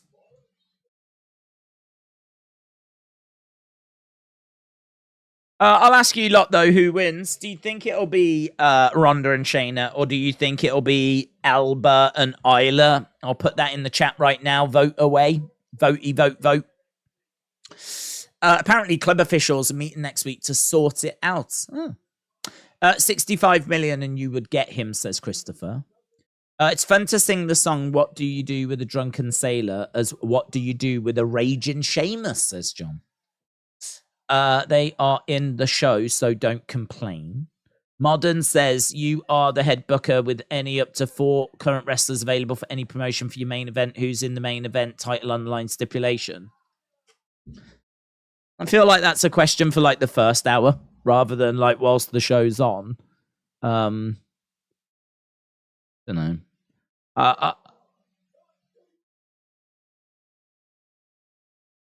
I suppose I would want to be looking at like, I don't know. I mean, to be honest, that doesn't really appeal because like Fatal 4-Ways, I'm just not massively into. They don't do it for me. So I'd much rather just have like a one-on-one match. So, I mean, you could sit here and go, well, give me Danielson, give me Okada, give me Roman. Do I know anyone in Impact? Nick Aldis. You know, you could take someone from Impact, someone from New Japan, someone from AEW, someone from WWE, put them in a match. But to be honest, that's not a match that really excites me because I'm not a big fan of Fatal 4-Ways. Much prefer a one-on-one match. Danielson against Okada, I'm here for that. I'm so much more into that. Adding extra people into that match does not make that match better. It makes it worse, in my opinion. So the fact that it's just one-on-one, lovely. I'm excited for it, man. Really, I am really looking forward to Sunday. That match in particular, I'm really looking forward to. So in a way, I feel like I'm already getting a bit of a dream match like that. Will you be attending any of the second Ashes? No, I didn't have any plans to attend the first Ashes that just happened, but it went to a 5th day and it was in Birmingham. So, boom. Who knows if any of the next games go to a 5th day and there's tickets. I could potentially travel and go. Try and catch the 5th and final day, but no, there's no plans. Ronda in the ring with Isla. I've told you before, you naughty boy, you can't have Roman, he's all mine, says Maggie. Adam said, LA Knight tried to disrespect the LWO, trying to remove Rey's mask, but was stopped by Santos. Ronda just got spun round by Alba on the outside, got smacked in the side of the head. This is to unify the women's tag titles. Got a tackle there by Isla Dawn. Isla charging over. Well, I don't understand how she managed to hit Shayna Baszler there. Shayna Baszler was stood on the edge of the ring. Isla just came running towards her and smacked her with a forearm, right? How did Shayna not manage to block that? She is literally standing there watching Isla run towards her. Like, how did she not get out of the way? Kick coming in there by Alba. Good wrestling, kids. Raquel, it could cause a distraction, said Bismo. She could. She is sat at ringside for those that aren't watching. Ooh! Oh. Damn! Is she alright? She just got dumped on her head, man. Alba just got dumped on her head. That was like a reverse Rana, wasn't it? Yeah, it was, reverse Rana. Damn. Actually, looking at the replay, it looked all right. Looking at the replay, it didn't look as bad as the first time. Oof. Days, has there been any news whether next week's SmackDown will be shown UK or taped at 1 in the morning? I think it's shown live. They haven't announced anything tonight, but I'm sure they will later in the show. But I've heard rumblings that it's going to be live. Attitude Era will never be matched, says Prince Moolah. I had an erotic dream about Ronda a couple of weeks ago. I'm not sure how I feel about it, says JB. Fair play. Attitude Era was the best time, said Sammy. Adam said the second test is at Lord's, third test is at Headingley, fourth test Old Trafford, final test is Oval. I think they're going to do what they did with Mandy and retire one of the titles, says Writers Live. Wrestling Guy said, what match are you looking forward to the most, Carter Danielson or Roman Solo Usos? Ooh. Ooh.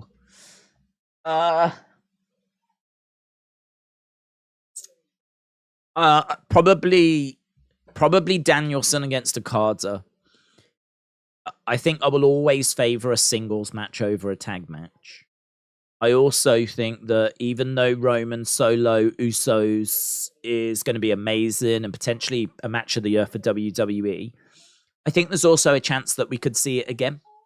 I think there's also a chance that this isn't one and done, but actually we get a rematch, and I'd love for that to be inside Hell in a Cell.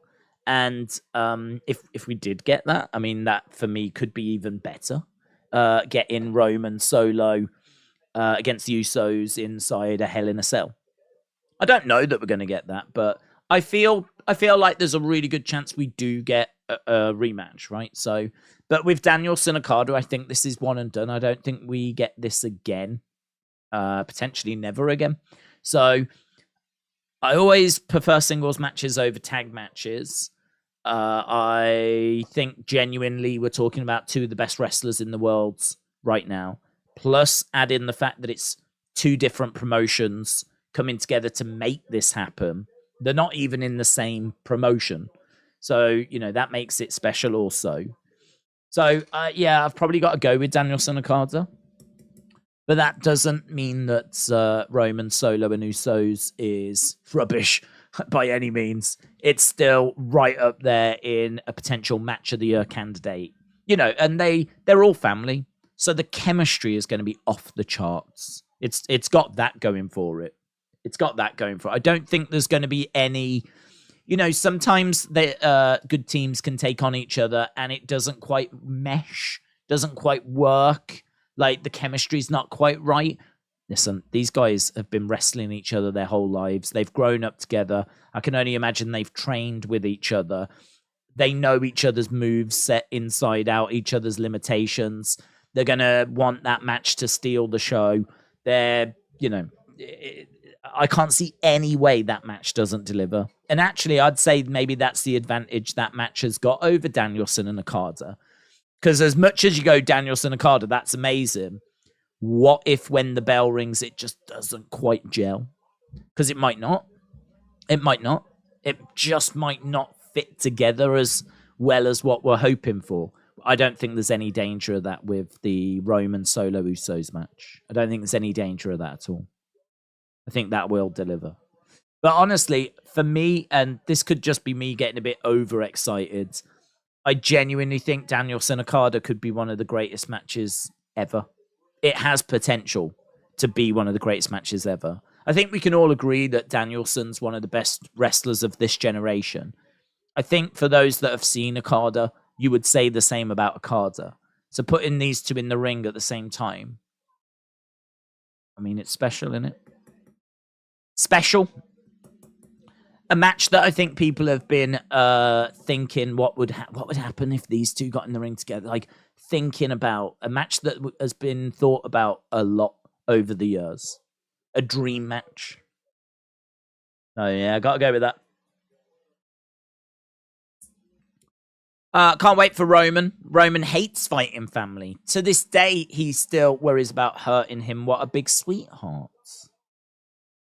Big strike there by Isla. James said SmackDown is live next week. I would rather see Gunter against Bryan, says Tommy. That would be great. That would be great.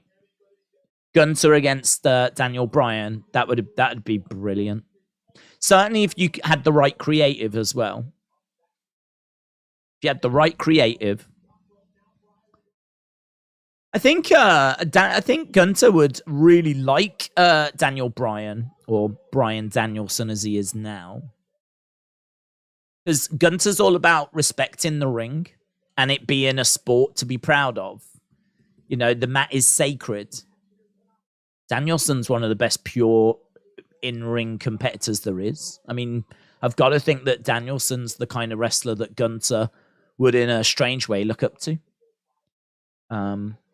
So yeah, that would be a banging match, man.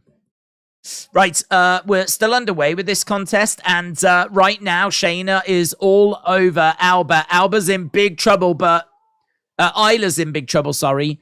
Alba comes crashing down. Ronda gets thrown to the outsides.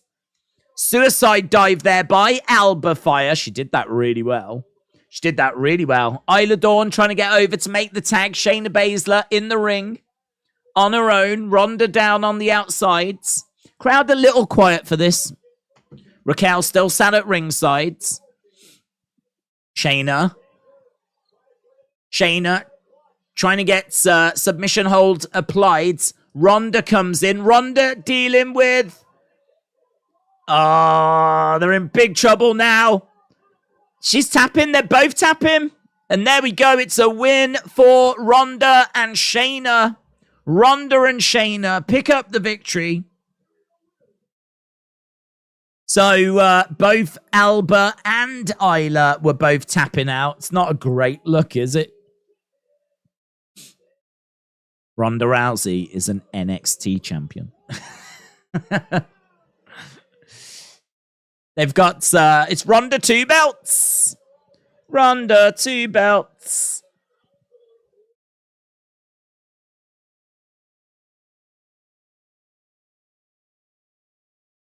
So, they tapped them both out at the same time. I don't know how I feel about that.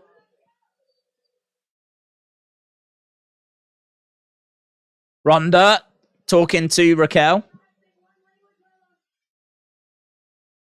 Where are you going? What are you even doing here?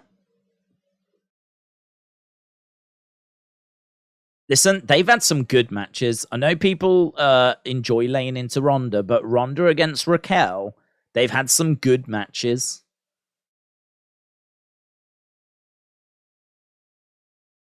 I'm here. I want a rematch. I want a rematch for the titles that we never lost. Yeah, who's we?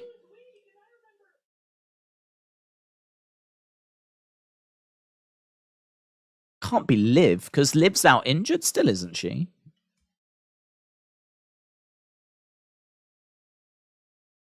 Well, it is Liv. But isn't she still out injured? Seemingly not. Right. Okay. Liv Morgan has returned with a shoulder injury since early May. Well, I must admit, I'm very surprised. I am genuinely very surprised.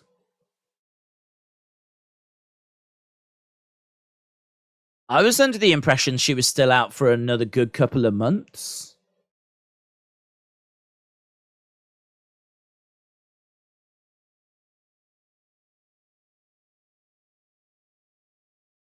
Okay. Liv returns.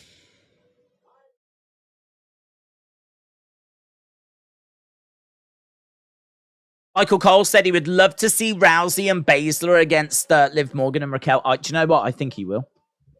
I think that's exactly the match that he's going to see. We got breaking news. Tonight, Sheamus and Solo will compete against each other.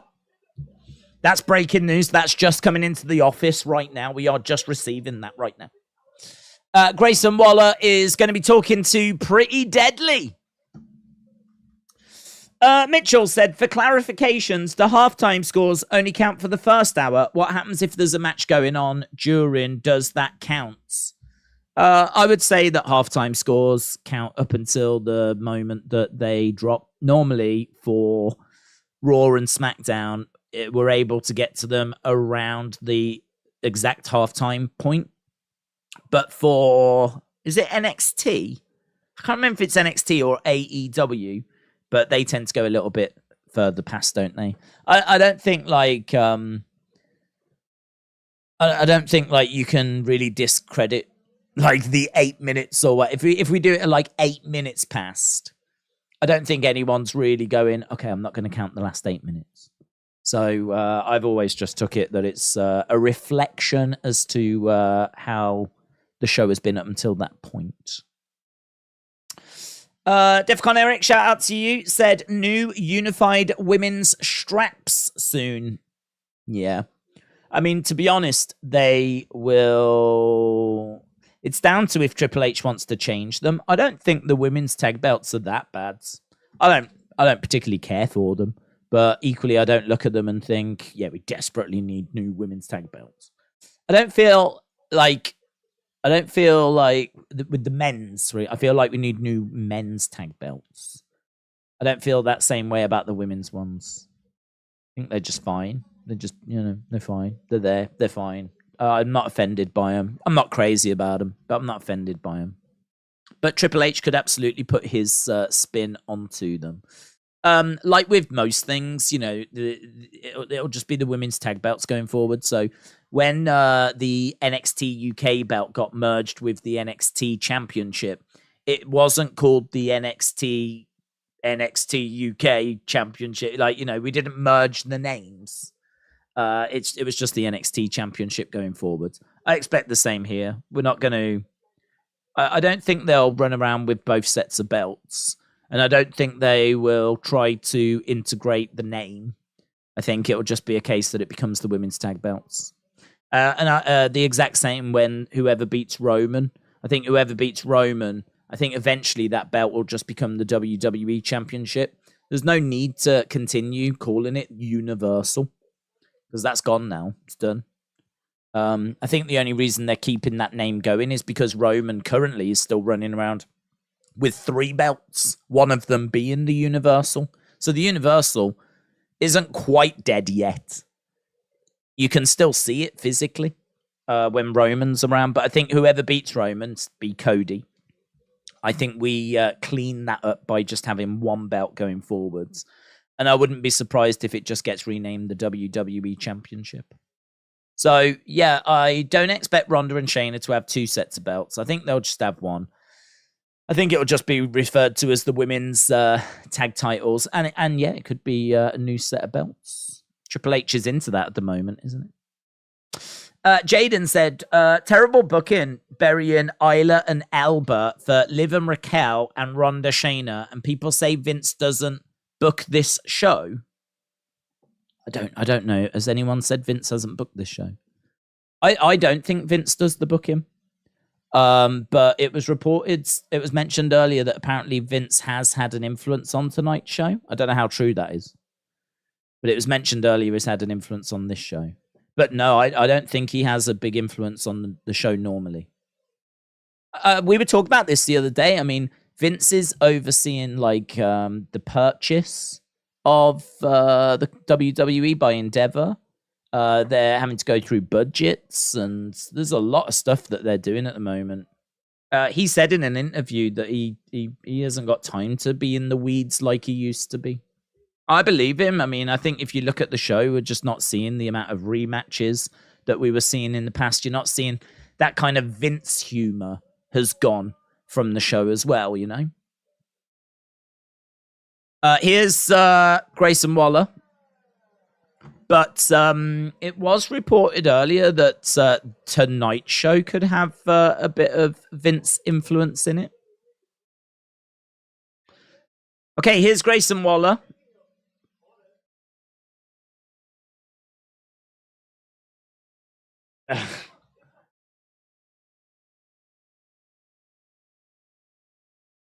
It's only fitting.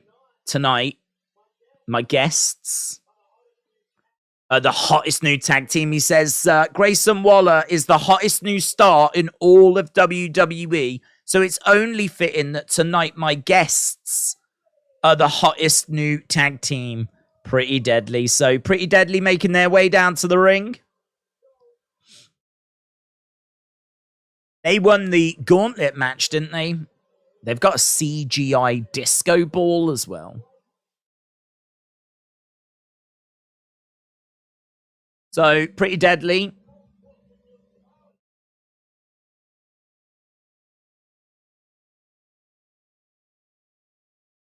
King Charles has named Pretty Deadly his _1 tag team on planet Earth, apparently.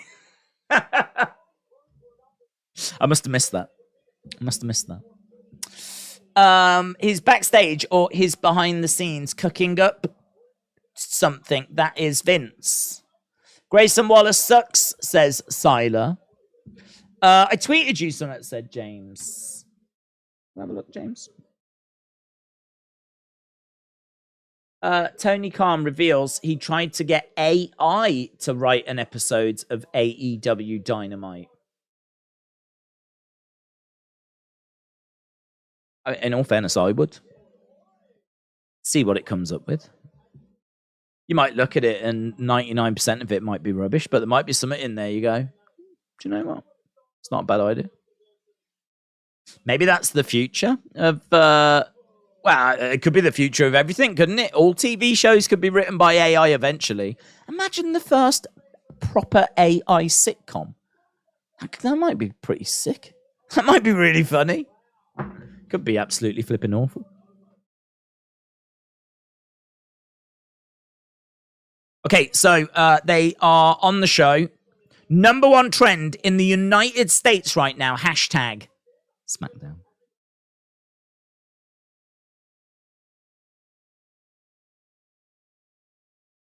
Americans don't have banter.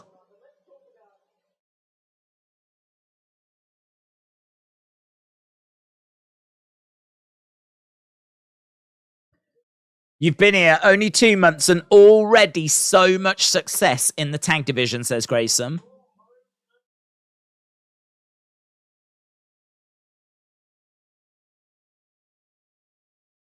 In your home country of London, England.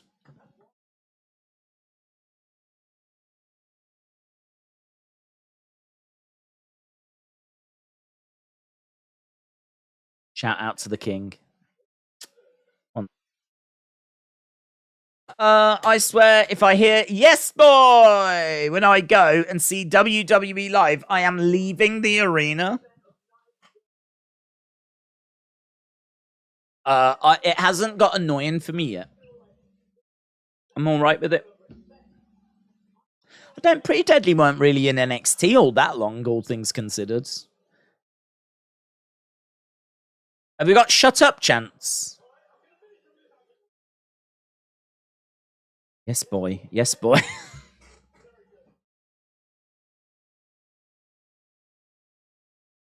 That's not a chant you hear, is it? Shut up, shut up,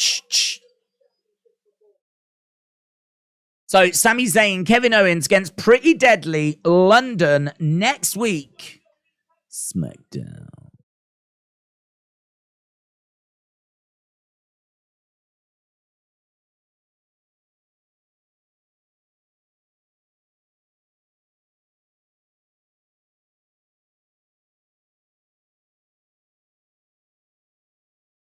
We've been on the same page.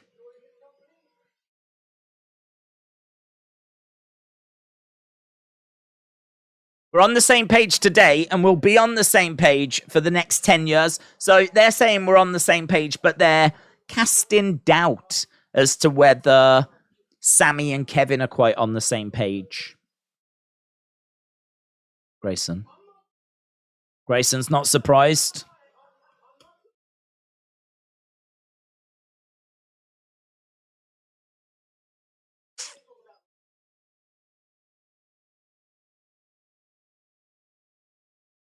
The two of you last week were the Iron Men of the Gauntlet match.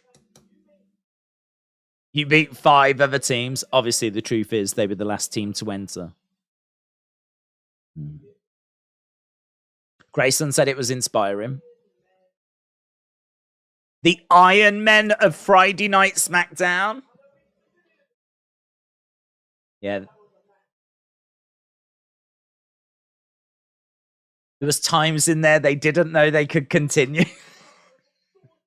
I like this.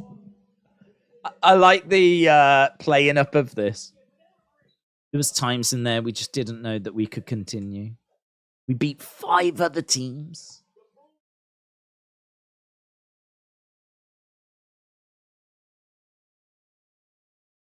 They lasted all the way to the end just like we did. But we beat them.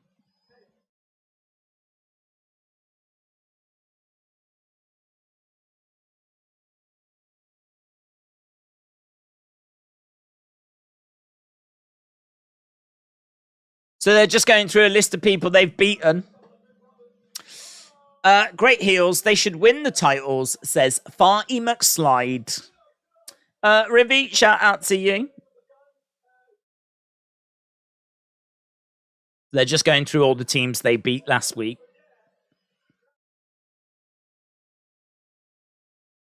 Street Profits. Oh, they mentioned the Street Profits, and out come the Street Profits. Street Profits.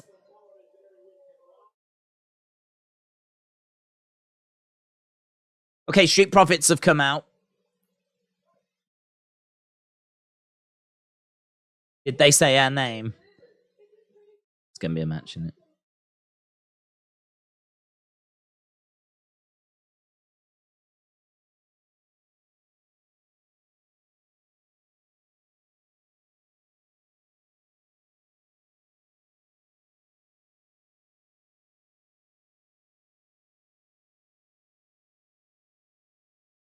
I do find, with this segment, no one's really saying anything of any substance. I mean, I like the little joke about we beat all the teams and everything, but I mean, that didn't go anywhere. It just got interrupted. And really where we've got to is just a match. Seemingly, we're just going to get a match now. So, Street Profits have made their way down to the ring. Street Profits against Pretty Deadly coming up next. Feel like that could have been better. I feel like that could have had a bit more like substance to it. Something actually could have happened. Right, let's get the halftime scores going. Halftime scores, everybody, it's the halftime scores. I really want to know your halftime scores. Put it in the chat. Halftime scores, everybody, it's the halftime scores. Are you happy? It's the halftime scores. Are you happy or you sad? Halftime scores, everybody, it's the halftime scores. I should get that recorded. If I got it recorded, I could just press play then. Just sit here like this. Charlotte just asked the question there. Do you think Triple H should be on Raw, Pierce on SmackDown, even up, better Survivor Series? I think you can do Pierce as one of the GMs, but I think you're going to need a different GM. I think the fans know that Triple H is booking the shows, like creatively, is coming up with like the content, or at least overseeing the content. So I don't know that you could put Triple H in a GM role. I think he's too powerful. He's kind of like the Vince, you know? We didn't have like Vince as a GM. So I sort of feel like you would have to do Adam Pearce as one GM, maybe Jason Jordan as another GM. That could be pretty cool. Or we could bring in a legend, you know, like how we had Mick Foley or we had Kurt Angle. Adam Pearce, I think, does a fantastic job. Really do rate him as a GM. I actually kind of like Sonya as a GM. You could have Sonya on one brand. You could have Adam Pearce on the other brand. So, I have no problem with doing that. But I don't think I would use Triple H. I think Triple H is too powerful. Adam Pearce just wouldn't have the power that Triple H has, so they're not even.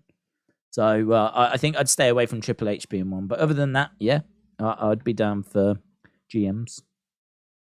Right, The Beach Kevin said, I was excited to hear about the guests for Wrestling Shop Live. It's cool that Harry Kane and Prince Harry both will be there in person. Absolutely. I think all the Harrys are there, actually. A big invitation went out to all the Harrys. Harry Styles, Harry Redknapp, Harry...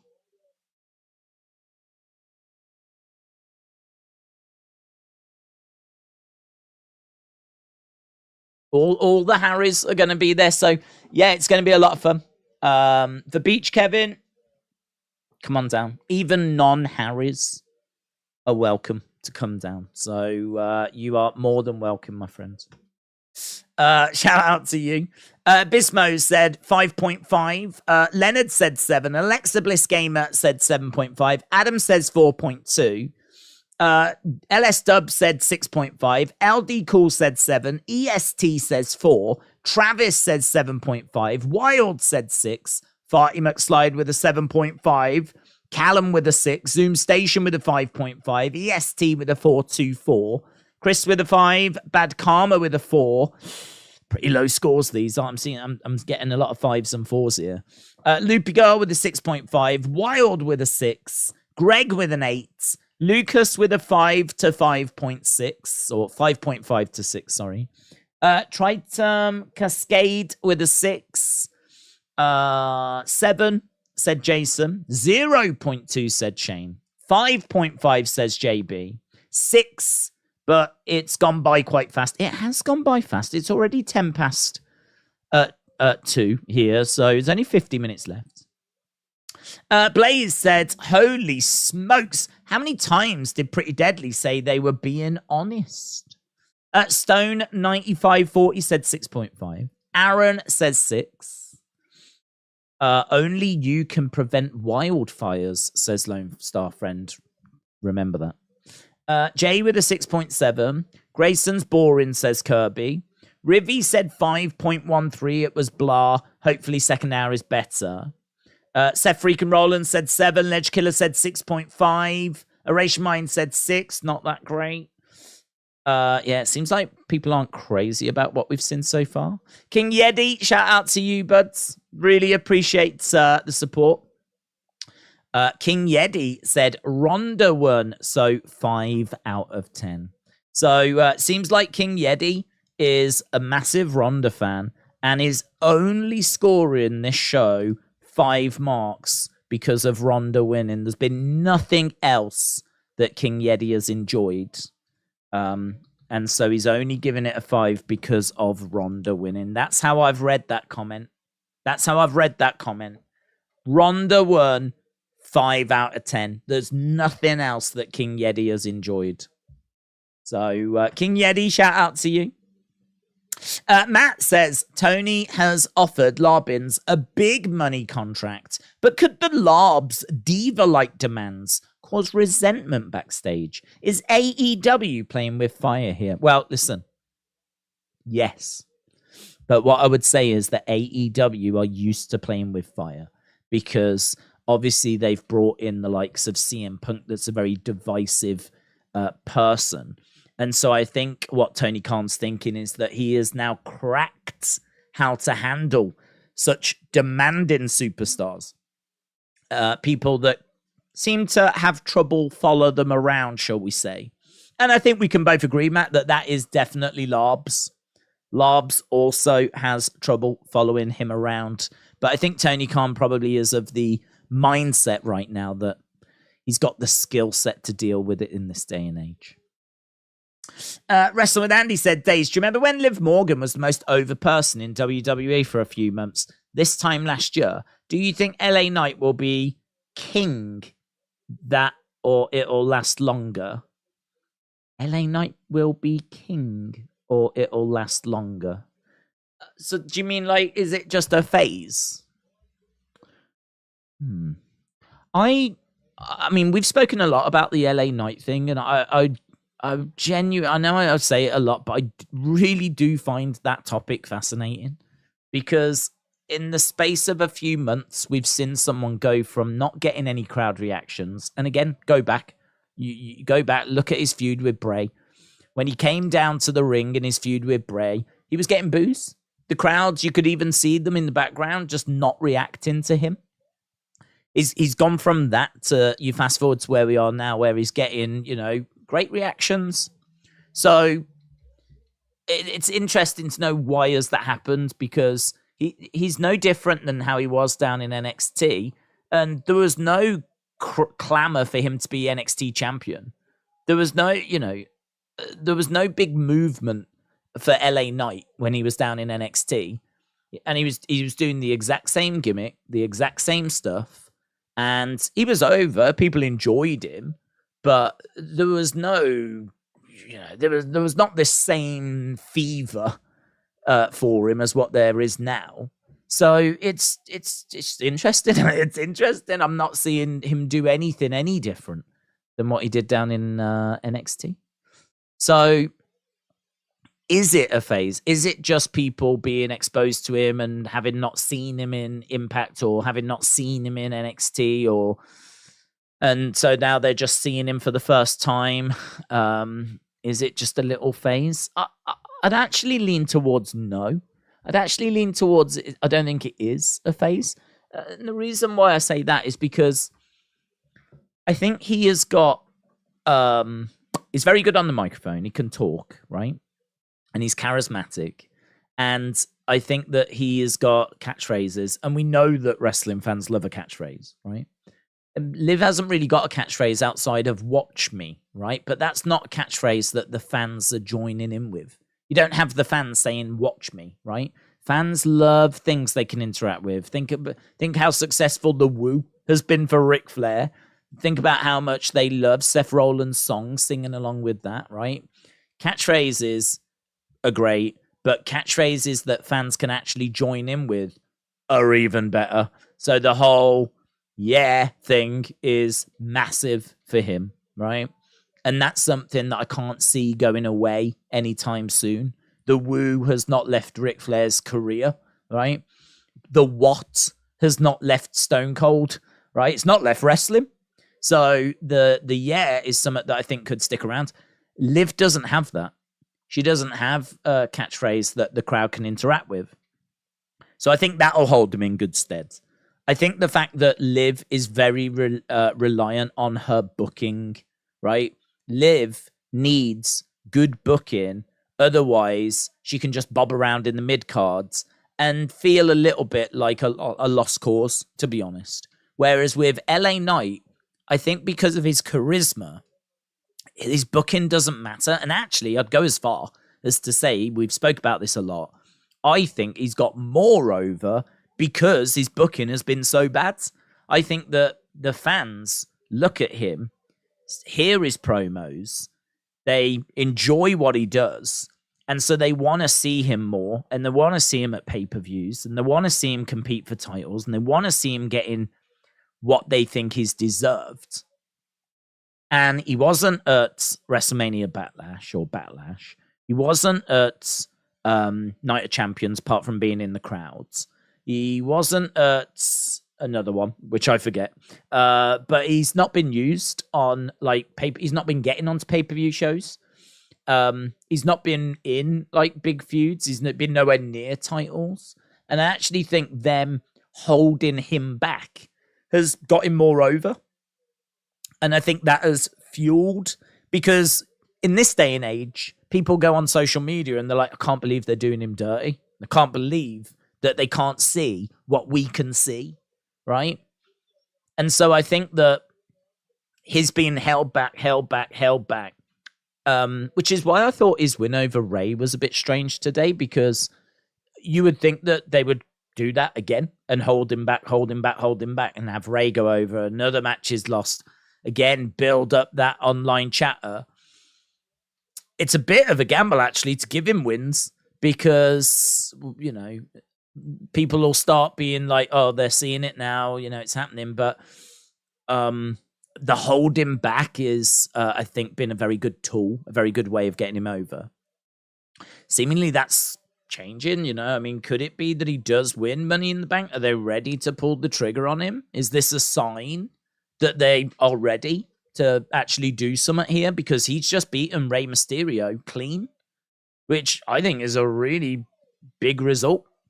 So yeah, we'll have to see kind of how it plays out. I think he goes into Money in the Bank as one of the favorites, but I think because of his charisma, because of his catchphrase, because the booking doesn't matter, he can be booked well, he can be booked poorly. The fans still respond to him regardless. I think that he's going to be all right. He's going to be all right. I can't say that he'll be as hot as this. Like, this is obviously, you know, he's getting great reactions, but I think he'll continue to resonate with the audience. So no, I think he's in a really good place. It's just, what do WWE do with it? You know, do they pull the trigger and like go big on him and give him Money in the Bank and give him like titles? Maybe start him off with a mid-card belt, put him in some feuds. You know, what do you do? Did you see the Okada quotes on Fighting Punk? He said the Bucks are friends. Oh, where did that go? I did see that, anyway. I did see that comment, yeah.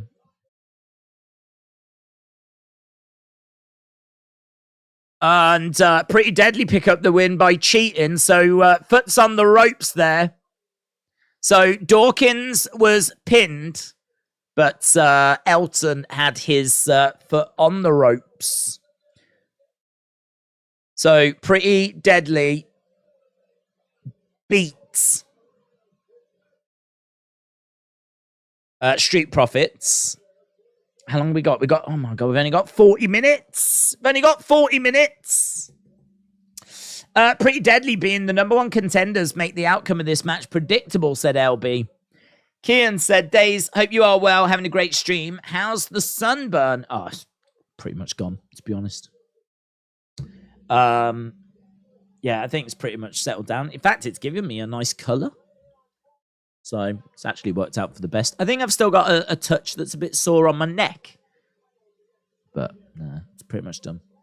That's the benefit of just staying indoors all the time. It would probably still be quite bad if I was to go out in the sun all the time. But other than walk the dog, it's just settled down. Feeling a bit tired, less tired. What are your thoughts on Payback? Fastlane making a pay-per-view return. Not bothered. I don't really care. I mean, they're not pay-per-views I care for. Fastlane was always like pre-WrestleMania, wasn't it? So it being like this time of the year is a bit strange. Payback coming back, fine. Don't really care. To be honest, I would just rather it be something new. I think Triple H has got an opportunity here. I don't think Fastlane or Payback means anything to anyone. I don't think anyone's like, oh my God, yes, Fastlane's coming back. Oh wow, that's big. That's, no, it's not like when I heard that In Your House was coming back and NXT were going to start using that, it conjured up all those nostalgic feelings I had for In Your House 95. And, you kind of go back to that kind of new generation era. And so that had a feeling attached to it. But like when I heard about Payback, Fastlane coming back, I couldn't give a flip. I actually think it's a missed opportunity to create new show names or a new concept or create something new. So I don't know. To be my honest answer is I think it's a bit lazy. I don't think it's very exciting. And I think they've just missed an opportunity to do something exciting. So that's my honest thoughts on it. Tony Khan saved wrestling, says Trini. Tony Khan saved a lot more than wrestling, Trini. I think he saved all of us. We were nothing but lost souls until Tony Khan came along. So he saved a lot more than wrestling. He saved you and me. King Yeti said, do you always read things right? Do I always read things right? No, sometimes I get things wrong. What did that sign say? I spent money to see Charlotte. Woo, there's a woo sign in the crowd. Asuka, Charlotte. Next week. Oh, next week's show looks good, man. Got the tag titles being defended. We've got the women's title being flipping defended. I spent my chore money. Chore money? I spent my chore money to see Charlotte. Oh. I bet that kid will get dragged on Twitter. Could have spent your chore money a better way. Imagine spending your chore money seeing Charlotte. Well, guess what? He did. Deal with it.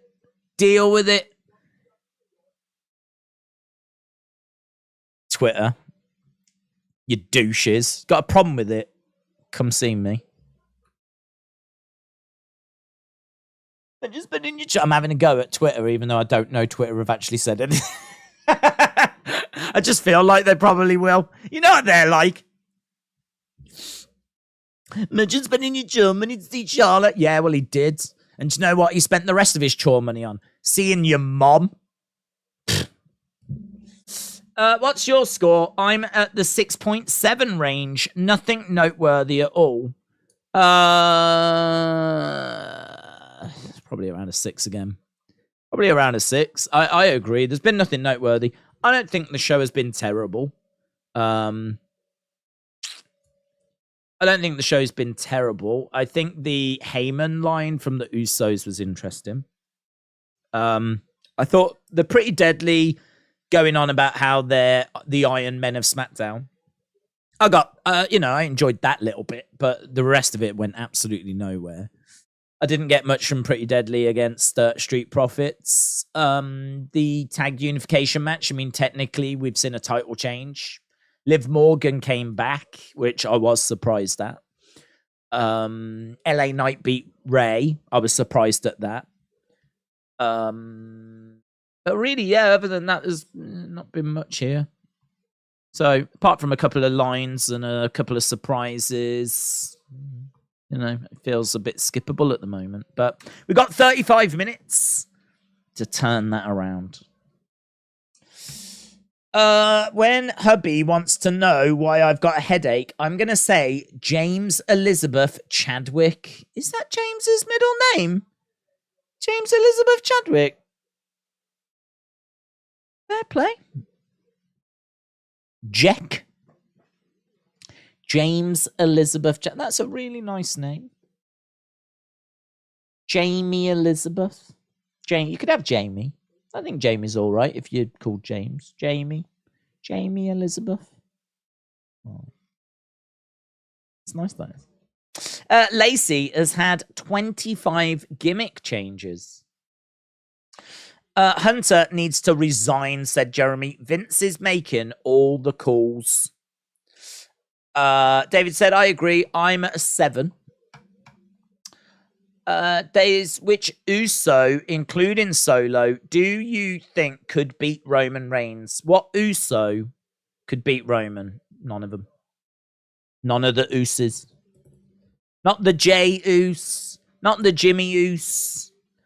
I don't think the Solo Uso could even beat Roman, but I think that they would probably try and present it that the Solo Uso could get close, or could if it wasn't for Paul Heyman or something like that.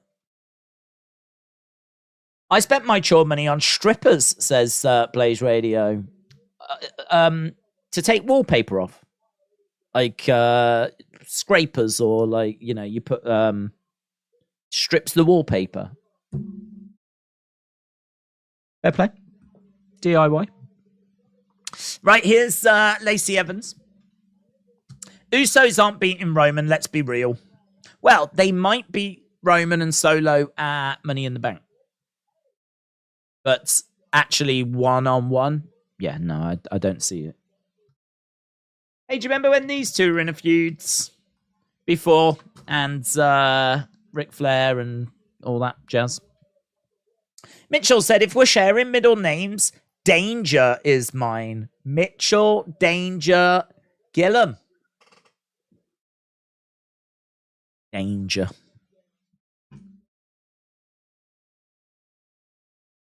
It's, I heard you got that because you're always doing silly stuff and putting yourself in danger. That's what I heard. Paul Heyman ruined the bloodline, says Kieran. James said, I'm going to spend my chore money changing my name. Listen, I like James. I think James is a good name. Don't do it. Don't do it. Don't do it, buds. Unless you're going to change it to like Barbara. Barbara Elizabeth. Barbara Elizabeth Chadwick. Could be fun.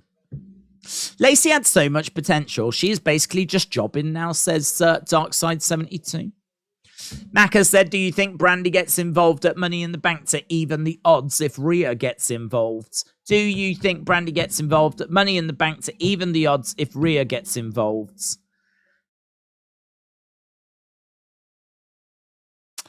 I don't think so. I don't think so. Only because Brandy is not, like, I know she has wrestled, but come on, let's be honest, she's not really a wrestler. She's not really a wrestler. She's done a few bits in the ring. You know, when she was in WWE, she was the ring announcer. I really don't think WWE have looked to try and use Brandy. You know, Brandy has not been used, other than being shown in a video package when he was getting his doing his rehab and coming back from his injury and having his surgery. We saw her in that.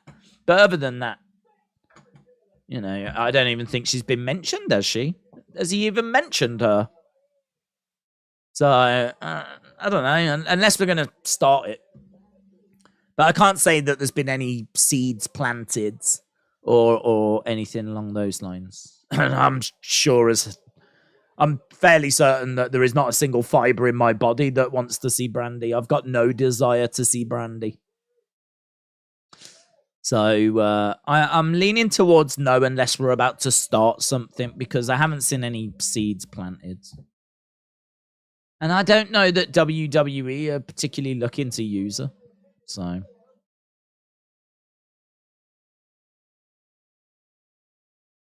Figure 8 there. Lacey taps. Lacey taps. Tappity tap. Sergeant Slaughter should manage Lacey. I don't know what health is like for him, to be honest. Oh, here's Asuka. Asuka. Her shoes came flying off. Asuka's shoes come flying off. She jumps onto Charlotte. She's wailing away. It coming in. Boos for Asuka. Why is she saluting? And why she left her shoes? Why is she I don't know what this... What's she doing? Her ring came flying off. Her shoes came flying off. She's left her shoes in the ring. She's saluting like Benny Hill. Laughing her head off. I love that. I love the color, though, that she's got. She's got a really bright shirt. Main event coming up. Solo against Sheamus coming up. Just watching Asuka walking back up the entranceway, laughing her head off. Asuka threw her slipper at the Queen. Take that. Did you hear that both WWE Universal Championships will slowly start disappearing? I didn't, but it makes sense. Godfather So said, I'm just tuning in. Friday night fish fry got me very slurred. What's the main event? We got a pay-per-view this weekend. I need to get my shiz together. R.I.P. Demolition. Mr. Fuji. Smoke him if you got him. Main event, Solo Sikoa against Sheamus. There is a pay-per-view on Sunday. It's Forbidden Door. Danielson against Okada, which I think looks awesome. Ospreay against Omega, which I think will be awesome. Rest of the card looks all right as well. Not had much in the way of builds, but to be honest, I think a lot of the matches just speak for themselves. So, yeah, we got that this week. And then, of course, next week, Money in the Bank. And we're still doing UFC tomorrow. And the UFC card looks good. Co-main of Macy Barber against Amanda Hebus. Main event of Taporia in action. Like, yeah, the card looks quite tasty tomorrow. So, it's a good weekend, actually. Excited. Okay, main event time. Main event. Solo Sikoa against Sheamus. Sheamus versus Solo. Right. What kind of man throws a shoe? Honestly. Days, I had to leave for a little bit. What did I miss after LA Night Mysterio? Oh, a lot. There's been a lot. Grayson Waller. You'll have to catch up with my 1 minute recap. Main event, though, is going to be Sheamus against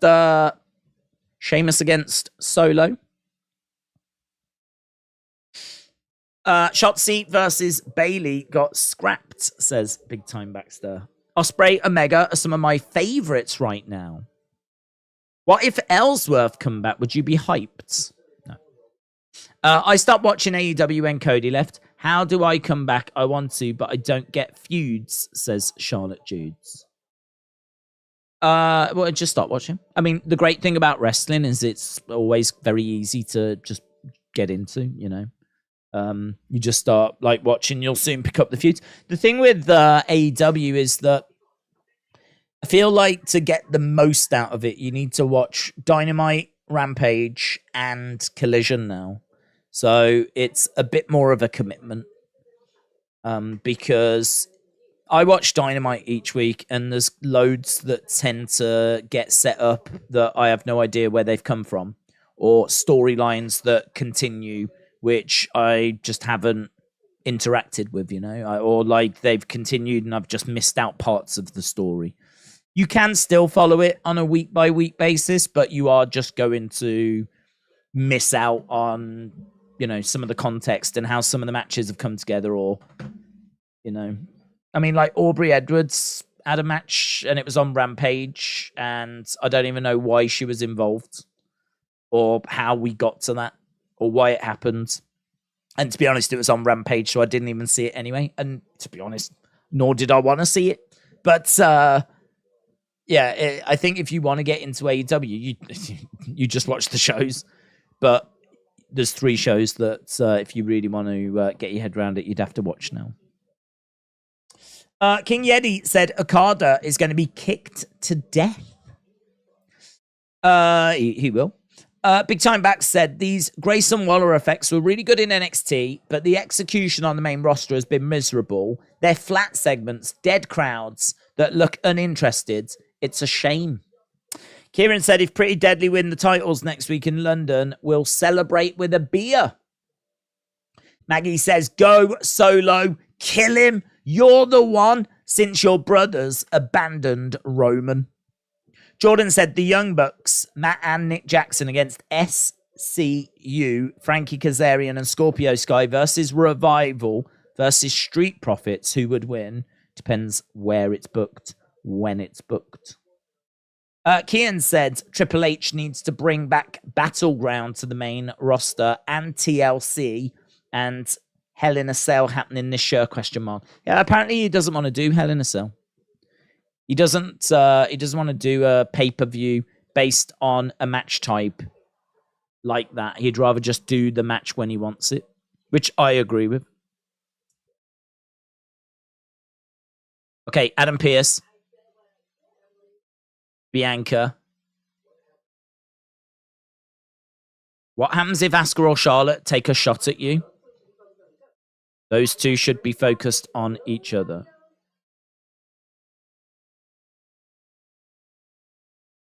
If they come for me, I will have to defend myself. That's the problem. There's too much at stake. Bard. You will have your opportunity after that match is over.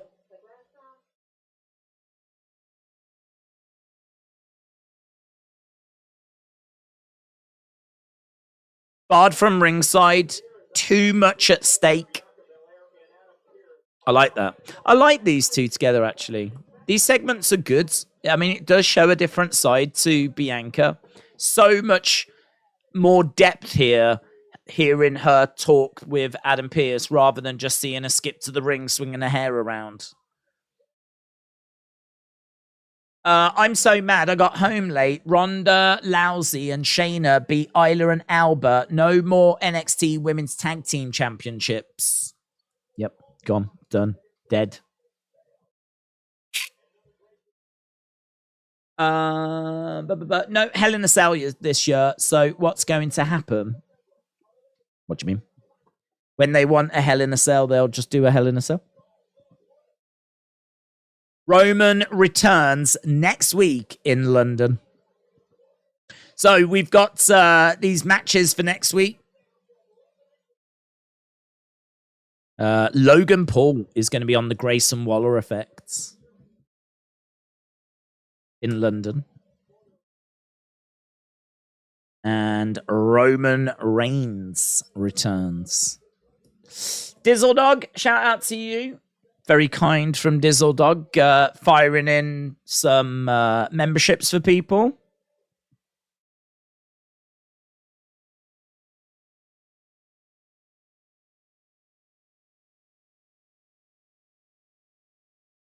Okay, here's Sheamus. Sheamus against Solo. We got 20 minutes left to go. 20 minutes left to go. This is our main event. This is, do you know what we've witnessed here? This is a SmackDown without Bloodline in it. I mean, we did get Usos open the show, but it was a bit strange. A bit, I don't know, people weren't blown away by that segment. And now we've got Solo in the main event. And other than him, like, Samoan spiking Ridge, we just haven't had, like, anything throughout the show. This is really a SmackDown without Bloodline. Even when Roman's not around, we normally have had the Bloodline. Big shots coming in there by Sheamus and Solo exchanging blows. This is a scary glimpse into the future, isn't it? A scary look at what life would be like without the Bloodline. Sad, isn't it? 2023 discontinued Hell in a Cell. That's what I meant.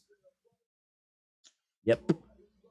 Do you think that Cody Rhodes' hype is dying, says Mick Jr.? I think it's just on the back burner a bit, but I think that's by design. Because he's not a massive focus right now. He's in a feud with, like, Dominic.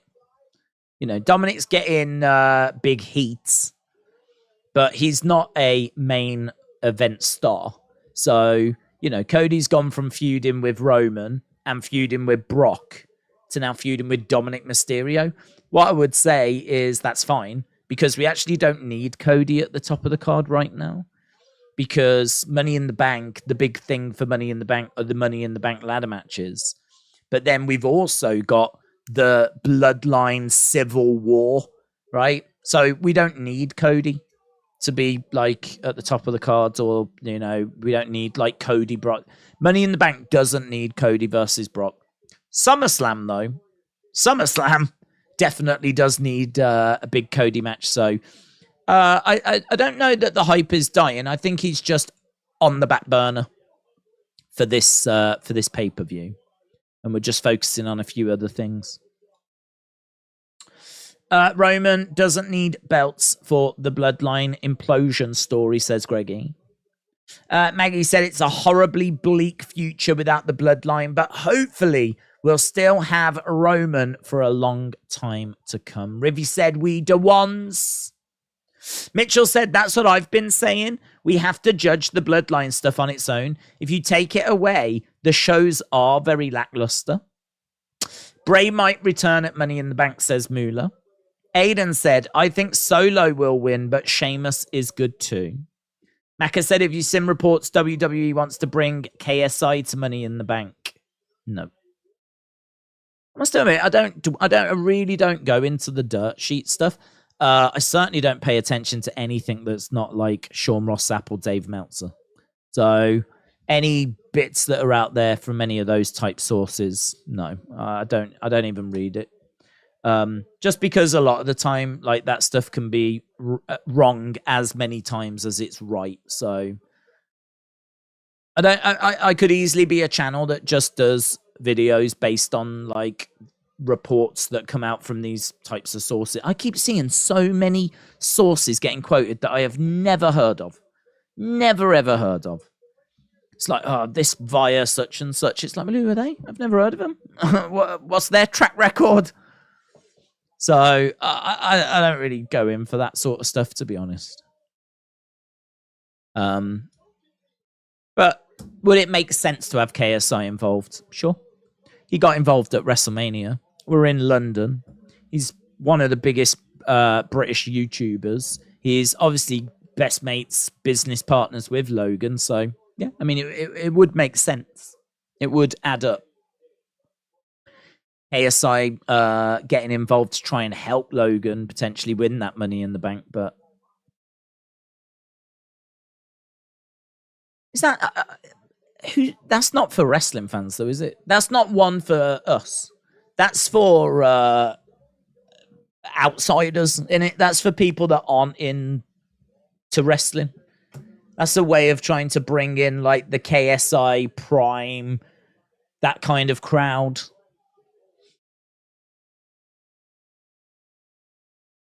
Isn't Roman scheduled, or when is in WWE? He's on next week. Next week. Roman gets kicked in the face by his cousin last week and no response, said Zoom Station. Well, he's at home having a think about things. That's what's happening. What happened to Bailey Shotzi and Cameron Grimes against Baron Corbin? Gone. Trips needs to get rid of Money in the Bank and have it at WrestleMania, says Richard. Bring back Unforgiven, No Mercy, No Way Out, Armageddon. Unfortunately, Vince won't do it. Trina says Brock's going to cost Cody the match to set up their SummerSlam match, and Dom is going to lord that victory over the rest of the roster. What do you reckon? Love it. Yep, I could see that happening. The only thing I would just question is that Brock just doesn't really come to the UK. I don't know if we've upset him or offended him, or if he's just confused by our accents. But every time there's a Raw or a SmackDown here, or Clash at the Castle, or anything that happens here, Brock's just never really around. Or not in recent years. So if he is going to get involved, it'll be pretty special, to be honest. Just to even have Brock. I don't even know. I don't even know if Brock's in the O2 Arena. Don't know if he's ever been. So it would be pretty special if he was to do that. But from a booking point of view, it makes perfect sense. Yeah, perfect sense. They were always going to keep Roman for next week's SmackDown, so people will be hyped for Money in the Bank on Saturday. It was obvious. I didn't expect him tonight, says Officer Clusternut. Big Time Baxter said, I thought up until the Waller Effect segment, this was a 7 out of 10. It's took the wind out of it and my enthusiasm. Where are you? I'm at about a 6. 6. I'm not really offended by anything, but this is not a SmackDown I will ever want to revisit. On paper, I actually thought tonight looked good. But I feel like it has given me that, and really at a bare minimum, you know? You see stuff like... you see bits that are on... like Bloodline Civil War, where we haven't had anything about that, have we? Apart from the Usos saying a bit about Paul Heyman, there really hasn't been much about the Bloodline Civil War. Shayna and Ronda against Isla and Alba, it was all right. It went the way I expected, but the match wasn't really, you know. I preferred Ronda, Shayna against Kaden and Katana. I thought that was excellent. This was just so-so. Charlotte Lacey, didn't really do anything. Pretty Deadly on Grayson Waller. I think it was disappointing. LA Knight against Rey Mysterio. Didn't stand out. There's not really... If anything, there was a couple of spots that were a bit botchy. LA Knight getting the win, though, was a surprise. I'd say the only thing was Liv coming back. I think Liv coming back's probably the talking point tonight. But I think she's only been away a month. You know? I think she had an injury at the end of May. I think they said we haven't seen her since the end of May. That was like 4 weeks ago. So, do you know what I mean? It's hardly the flipping return of Hulk Hogan after he'd been away for 7 years or whatever. So, yeah, I don't think it's not anything that biblical. It's not like the return of Cody Rhodes at WrestleMania. Did you see Carlito is coming back? I saw there was rumors he was on his way. I've not seen anything that it's confirmed, but I think it'd be a good signing if it was. Yeah. Again, we spoke about it the other day. I don't. If he does come back, I don't know. I think he's in good shape, and I think he has been active recently. Whether you bring him back like a Shelton Benjamin, Bobby Lashley, you know, like a veteran that you bring back and is going to wrestle, I'd imagine you would. But equally, you know, he's someone that you could have as a bit of a manager, a bit of a, you know, like I don't know, would he be like a manager for Los Lotharios or something? Like a mentor, you know, for those guys? There's a few different ways that you could use him. You could be a bit of a mentor, like give them some guidance, and then if they find themselves in the need of an extra partner, then boom, he's there for that, you know? So, I don't know. I don't know. I don't know if you bring him back and use him as a solo wrestler, singles wrestler, or if you put him with like a Los Lotharios, or if you have him as a manager or a GM. Who knows? You might use him as a GM. But I feel like there's lots of different ways you could use him. So, yeah. I think it'd be a good signing. Shots coming in by Sheamus as Solo is back in the corner. He hurls Sheamus over to the other side. Are they supposed to wrestle anymore if they get put in the Hall of Fame? No, it doesn't matter. Doesn't matter. It's not like you go in the Hall of Fame, you're not allowed to wrestle. Rey and Carlito to win the tag titles would be good. That would be good. Theo said, according to Fightful, the executive chairman made significant changes. I could believe that this week. I feel like this week feels a bit flat tonight. So I could believe that he has come in and made changes. That's going to prompt a load of Fire Vince chat now. So I could believe that he's done that. The only thing that I would question, though, is before we jump onto the Fire Vince bandwagon, what has he actually changed? Like, what was the show meant to be? Like, what was we meant to get that we didn't get? Like, if he's dropped Cameron Grimes against Baron Corbin, can you honestly tell me this would have been a better show if that match had been on it? Can you honestly tell me that this show would have been a 7.5 out of 10 if Baron Corbin against Cameron Grimes had been on it? Same with Bayley Shotzi. Would that have made a great difference? Bayley against Shotzi? Baron Corbin against Cameron Grimes?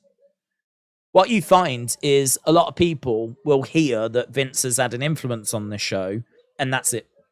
That's it. Vince is the worst. Fire Vince. Vince is garbage. That is it. There is no other thought process that goes into it. It is just fire Vince. Vince is garbage. I'm going to stop watching WWE. Blah, blah, blah, blah, blah, blah, blah. But what is he actually changed? Like, what is it that he's actually done that's made, like, this show worse? Because there's every chance that with the Bloodline now split up and with Roman not scheduled for this week's show, there's every chance that this show was going to be a bit of a flat episode regardless, you know? Every chance that this because normally if Roman's not on the show, we get like loads of Bloodline segments. Well, we can't now. So there's every chance that this show was going to be a bit flat anyway. It was like when everyone was kicking off about Vince changing the Raw after WrestleMania. And when you actually ask people, okay, right, well, what did he change? Like, you just get these, like, blank expressions because people don't actually go that far into the conversation. It's just Vince is evil, and that's it. So I would just bear that in mind. You're going to see lots of Vince's garbage, fire Vince, Vince ruined the show. Well, how did he ruin the show? What did he change? Yeah, how did he make it worse? Well, I don't know, but he just did. Oh, cool. Good chat. Good talk. If you can't tell by now, I hate Twitter. I really hate it. It's just idiots. It's just idiots that just don't give it any degree of thought. There's just no thought. I think it's just. I think kids are being. I think kids are being sort of trained or influenced to think that if they hear that Vince is involved, that it's garbage. But yet, you know, before 2022, everything that happened in WWE was Vince. So Attitude Era and, you know, everything that, all the WrestleManias and everything that went down, all of that was Vince. But apparently now he's enemy number one, isn't he? I mean, I do agree this is flat, and I do agree that it feels like a show that's had some last-minute changes to it. I do agree with that. But I'm not ready to jump on the Fire Vince bandwagon because there's not enough information as to what is actually changed. And if what is changed is drop Baron Corbin against Cameron Grimes and drop Bayley against Shotzi, you tell me that made a world of difference. You tell me that made this show worse. I don't think it would have made any difference. I can't say that adding those matches would have made this a more enjoyable SmackDown. Solo just charges at Sheamus and ends up going through the Timekeeper's barricade. Oh, is she waving it off? What's she doing? It's done, yeah, she's called it. Sheamus is out. Sheamus has been knocked out as he's been driven through that barricade. We've got 5 minutes. There's a chance we see the Usos here. So Sheamus is out. We've got medics that have come to his attention.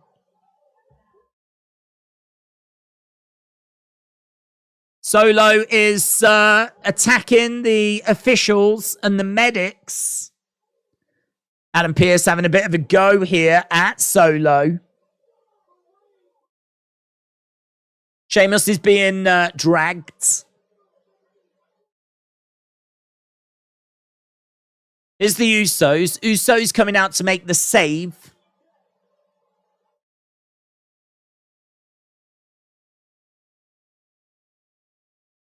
So, Usos got a smile on their face. Solo. 2-on-1, unless Paul Heyman's going to help. So the heel is outnumbered here, which is a bit unusual. Super kick, Solo wobbling. Another super kick. Solo still standing. Double super kick. Solo goes down.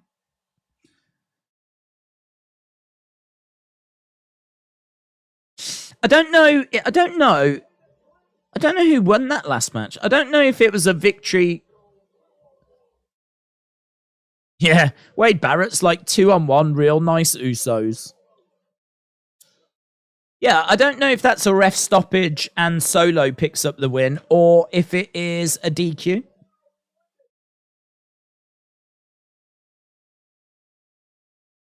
Paul Heyman's like, yeah, go after Heyman. Another super kick to Solo. Heyman's on the outsides.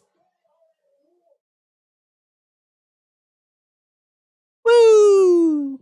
Even the Usos know that Roman and Solo are tough to beat. As they said, tag team, they are the best, but maybe not one-on-one. Going up. Uso splash. And all Heyman can do is watch on from the outside. Solo down. He's on the phone to Roman. The main event was supposed to be Frankie the Parrot against Damien the Snake and Matilda the Bulldog in a triple threat. Okay, well, I scrap what I said. Vince ruined this. Vince ruined this. If that was meant to be the main event, Vince has ruined tonight. Because that would have been sick. One of the matches affected was a triple threat between LA Knight, Santos, and Butch. Instead, we got Knight and Mysterio kicking off the in-ring action. That's better. I'll take a one-on-one match over a triple threat any day of the week. Let's have a look. I'll have a look and see what's is said. Down since day one-ish. SmackDown is not excluded from heavy changes. Most of SmackDown script was changed. One talent asked, did SmackDown get Vinced? Many of the matches that had been promoted were adjusted, and there were significant changes to the version of the show that existed on Friday morning. We can confirm WRKD Wrestling. I've never heard of these guys. Who the hell's this? Who's WRKD Wrestling? But at least whatever they've put out has been confirmed by Fightful. That several talents were frustrated by the changes. This was the case for the start of Raw the prior Monday as well. The original planned LA Knight triple threat was changed to a singles match. It's better. And previous unplanned Charlotte match was added. Bayley versus Shotzi was scrapped after Bayley was in town and did local media for the show. We'll post more about the changes as we learn them. Okay. So cool, the Usos, to say welcome to the Uso Penitentiary again. Vince is the boss. He will always be the boss. Everything goes through him. Don't get it twisted, says Carlos. Mitchell said, what's your overall score? That didn't feel like a great show. Maybe a 6. Yeah, I just didn't move, to be honest. There was nothing there that made me go down, but there was nothing there that made me go up either, to be honest. It was there. That show was there. That's how I feel about it. I don't know. I mean, I don't think there was anything. Was there anything major on tonight? Was there anything they were competing against? It sort of feels a bit like a show that didn't have a great deal of effort to it. There was no, we've seen some real storyline developments, bloodline stories. You tune into SmackDown expecting to see something really develop and evolve and significant, and you just didn't get anything. We just didn't get anything. There was nothing there. It was just this match, that match. apart from Liv coming back, which again, she ain't been away that long, so it doesn't feel that significant. Yeah, I don't know. 6. I'm putting the Usos in a local medical facility. Never mind a penitentiary, says Maggie. Rampage will be good, said Shane. All American sports playoffs are over for now. There's no real competition that I can think of. Very flat SmackDown. All the good stuff next week. That is true. Just all in for Bray's return to spice things up, says Ray. Kian said, I can't wait for UFC tomorrow. Should be good. James said the show felt meh. It felt like a go home. Felt like a 6. Well, that's true, actually. I wonder if we got the go home this week. 'Cause next week doesn't feel like a go home, does it? Maybe that's what's happened. Perhaps this week's the go home. Whereas next week, what should be the go home has actually got a tag title match on it. Asuka versus Charlotte on it. Next week's actually, we're starting to see them do this a little bit more, actually, where they do it for WrestleMania as well, where the SmackDown has got like the Andre the Giant Battle Royal on it.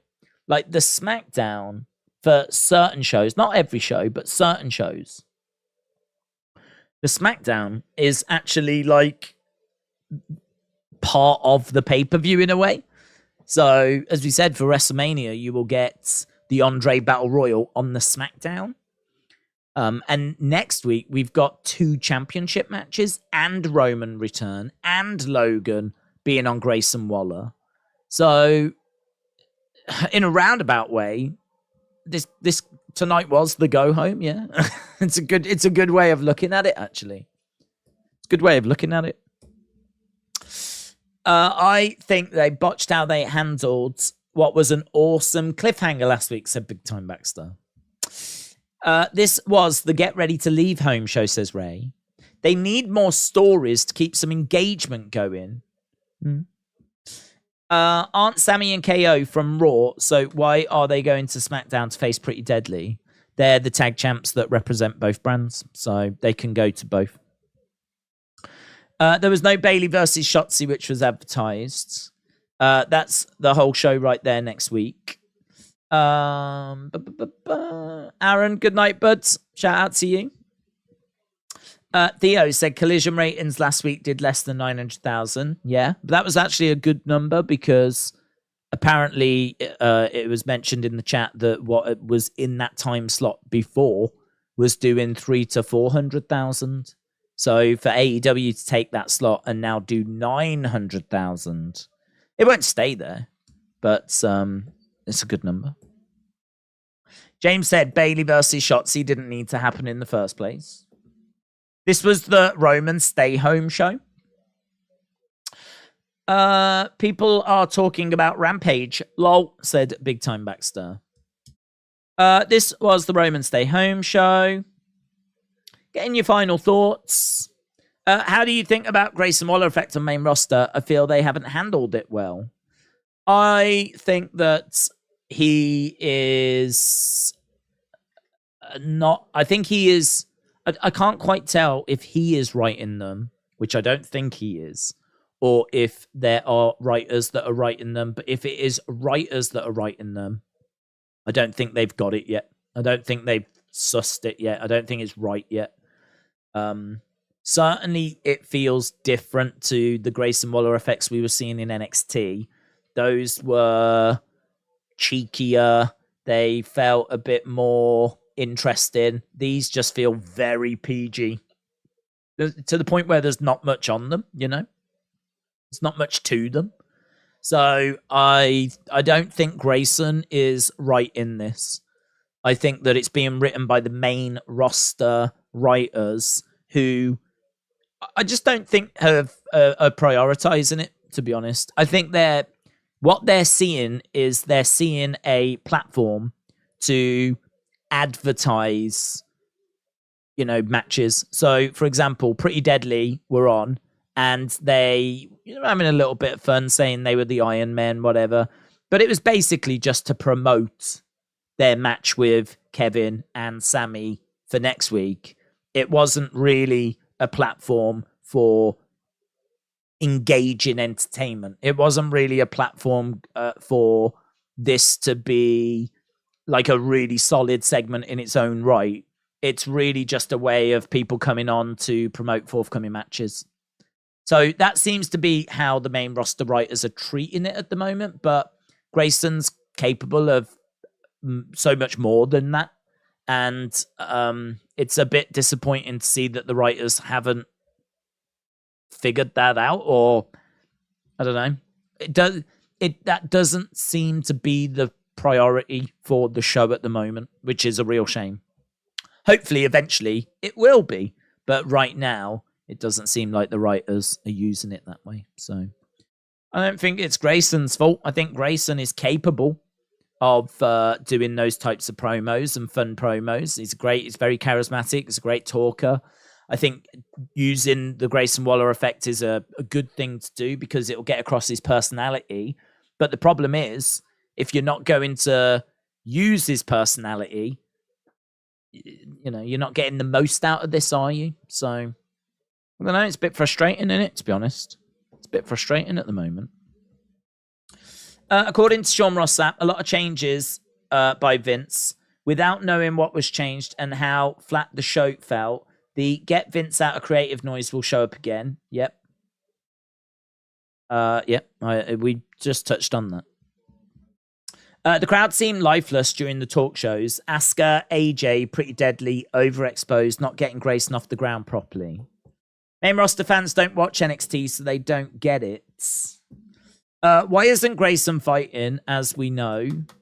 I think Grayson just doesn't really have a feud at the moment. We keep saying it, and I am in danger of just constantly repeating myself. But I think going from NXT to the main roster is a big, big switch, and I think for someone like Grayson, him just coming in and doing his Grayson Waller effects, that's great. He can go out there, he can cut a promo, talk to the live crowds. The nerves are going to be real. He's talking in front of thousands of people in a venue where, in NXT, you're dealing with a few hundred people, and largely it might be the same few hundred people. Mostly, there's a real community that go week in, week out to NXT. So it's just so different. So different. So, him not being involved in a feud, not getting into matches, all that kind of stuff, I have no problem with that whatsoever.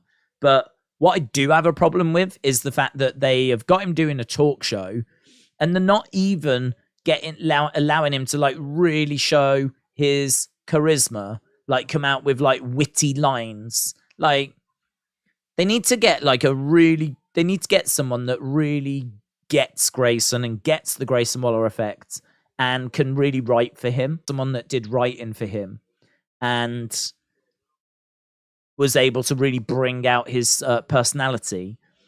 And I think that, this is what Grayson's going to need. Grayson could do it himself, I'm sure, but I don't think they really like you doing that. I think there's certain people that they will allow to write their own promos, but not some kid that's just come from NXT. So I think it's going to be writers that are doing it. And at the moment, as I said, they just want to use the show to advertise forthcoming matches. Little bit of lag at the moment. We're having a little bit of little wobble. Okay, it's fixed. A couple more moments and then we'll wrap this up. Getting your thoughts as we go down. Kevin Edge said, main event proved that the Usos are still heels. Baby faces don't do that. Juan said the crowd were dead today. Sucks for the frustrated talent, says Nelson. Aubrey Edwards said 6 out of 10 show. That being said, it did fly by. It doesn't feel like 2 hours have passed. Kieran said flat show. That's why they weren't hyped. Watching wrestling gets women revved up, says William. How the F do you know what the main roster fans watch, says James. Maggie said no creative for Grayson, like half the roster. Juan said, was NXT always with small crowds and not all fans like that? It's always been with small crowds. The only time they've gone with big crowds is when they've done the occasional arena pay-per-view show. But before they were obviously in the building they're in now, they were at Full Sail, which I think was about the same size crowds. I prefer Full Sail. When NXT was in Full Sail in front of a crowd, that was prime NXT for me. That was NXT at its absolute goated best. I would say that we're at a nice second where we are right now. I think this period with Sean booking, and since we moved away from 2.0, I would say that this for me has felt like my second favorite period for NXT. I would say that we're doing some good stuff. Do any of the wrestlers get to pick or choose their own promos? I think they've always been written or done for them. No, there's some wrestlers that get to write their own. I think if you are, like, say, of Roman level, I mean, they would need to be approved. I don't know that there's too many people that are going out that haven't at least run what they're going to say past the producer or past Triple H. But there's certain level at the top of the card that's allowed a bit more freedom. I think if you've proven yourself to be a talker that's charismatic, like someone like Edge, for example. Edge, he'll be able to jot down what he wants to say. Doesn't mean that he can't get it approved, but he'll be able to get his thoughts down as to what he wants to say. Someone like Grayson, though, Grayson will have his written for him. Depends how much Grayson wants to kick back. I mean, if you've just come to the main roster, you're not really going to want to, push back too much. He'll probably know that this content's not as engaging as what he can come up with. But at what point do you have that conversation? How he could easily turn around and say, "Look, I think I could do better here. I think there's stuff that I could write. Like, is it possible for me to write some stuff, run it past someone?" You could potentially do that, but it's one of those, like, they will still write for you and they might go, yeah. And then by the time next week comes, well, listen, let's just do this for now. We'll have a look and see what you've got like next week. And, it's difficult.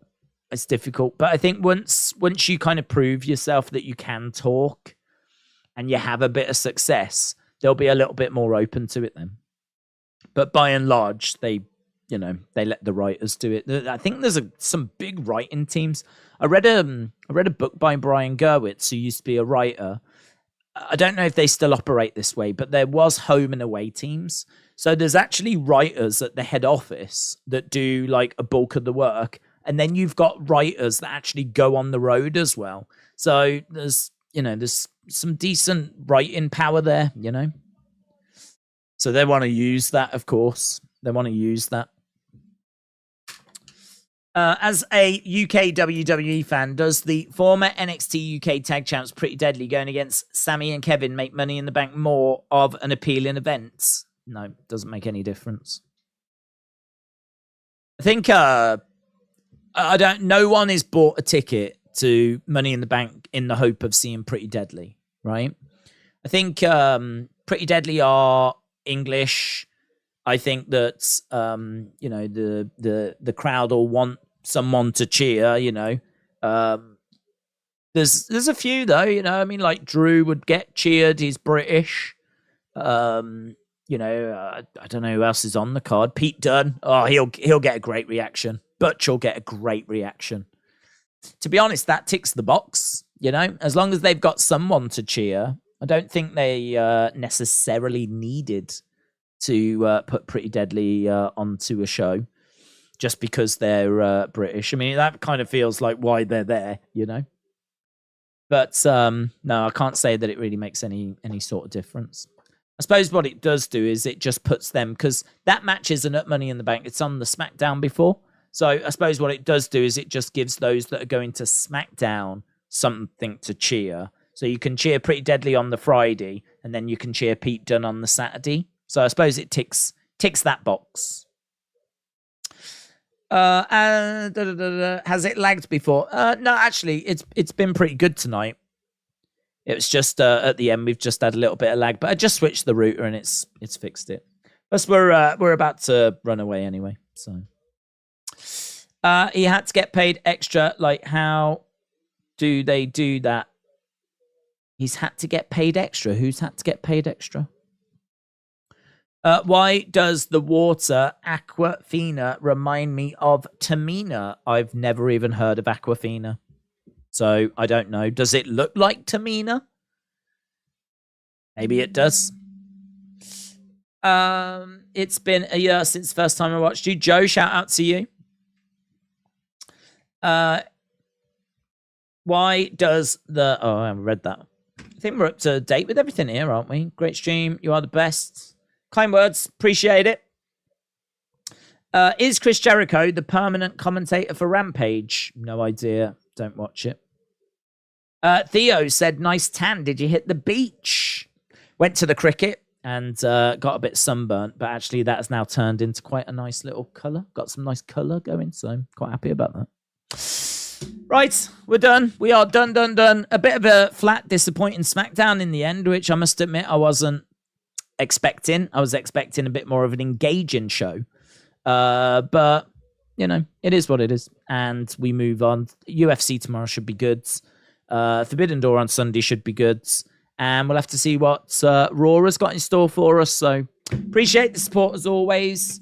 And hopefully see you again next time.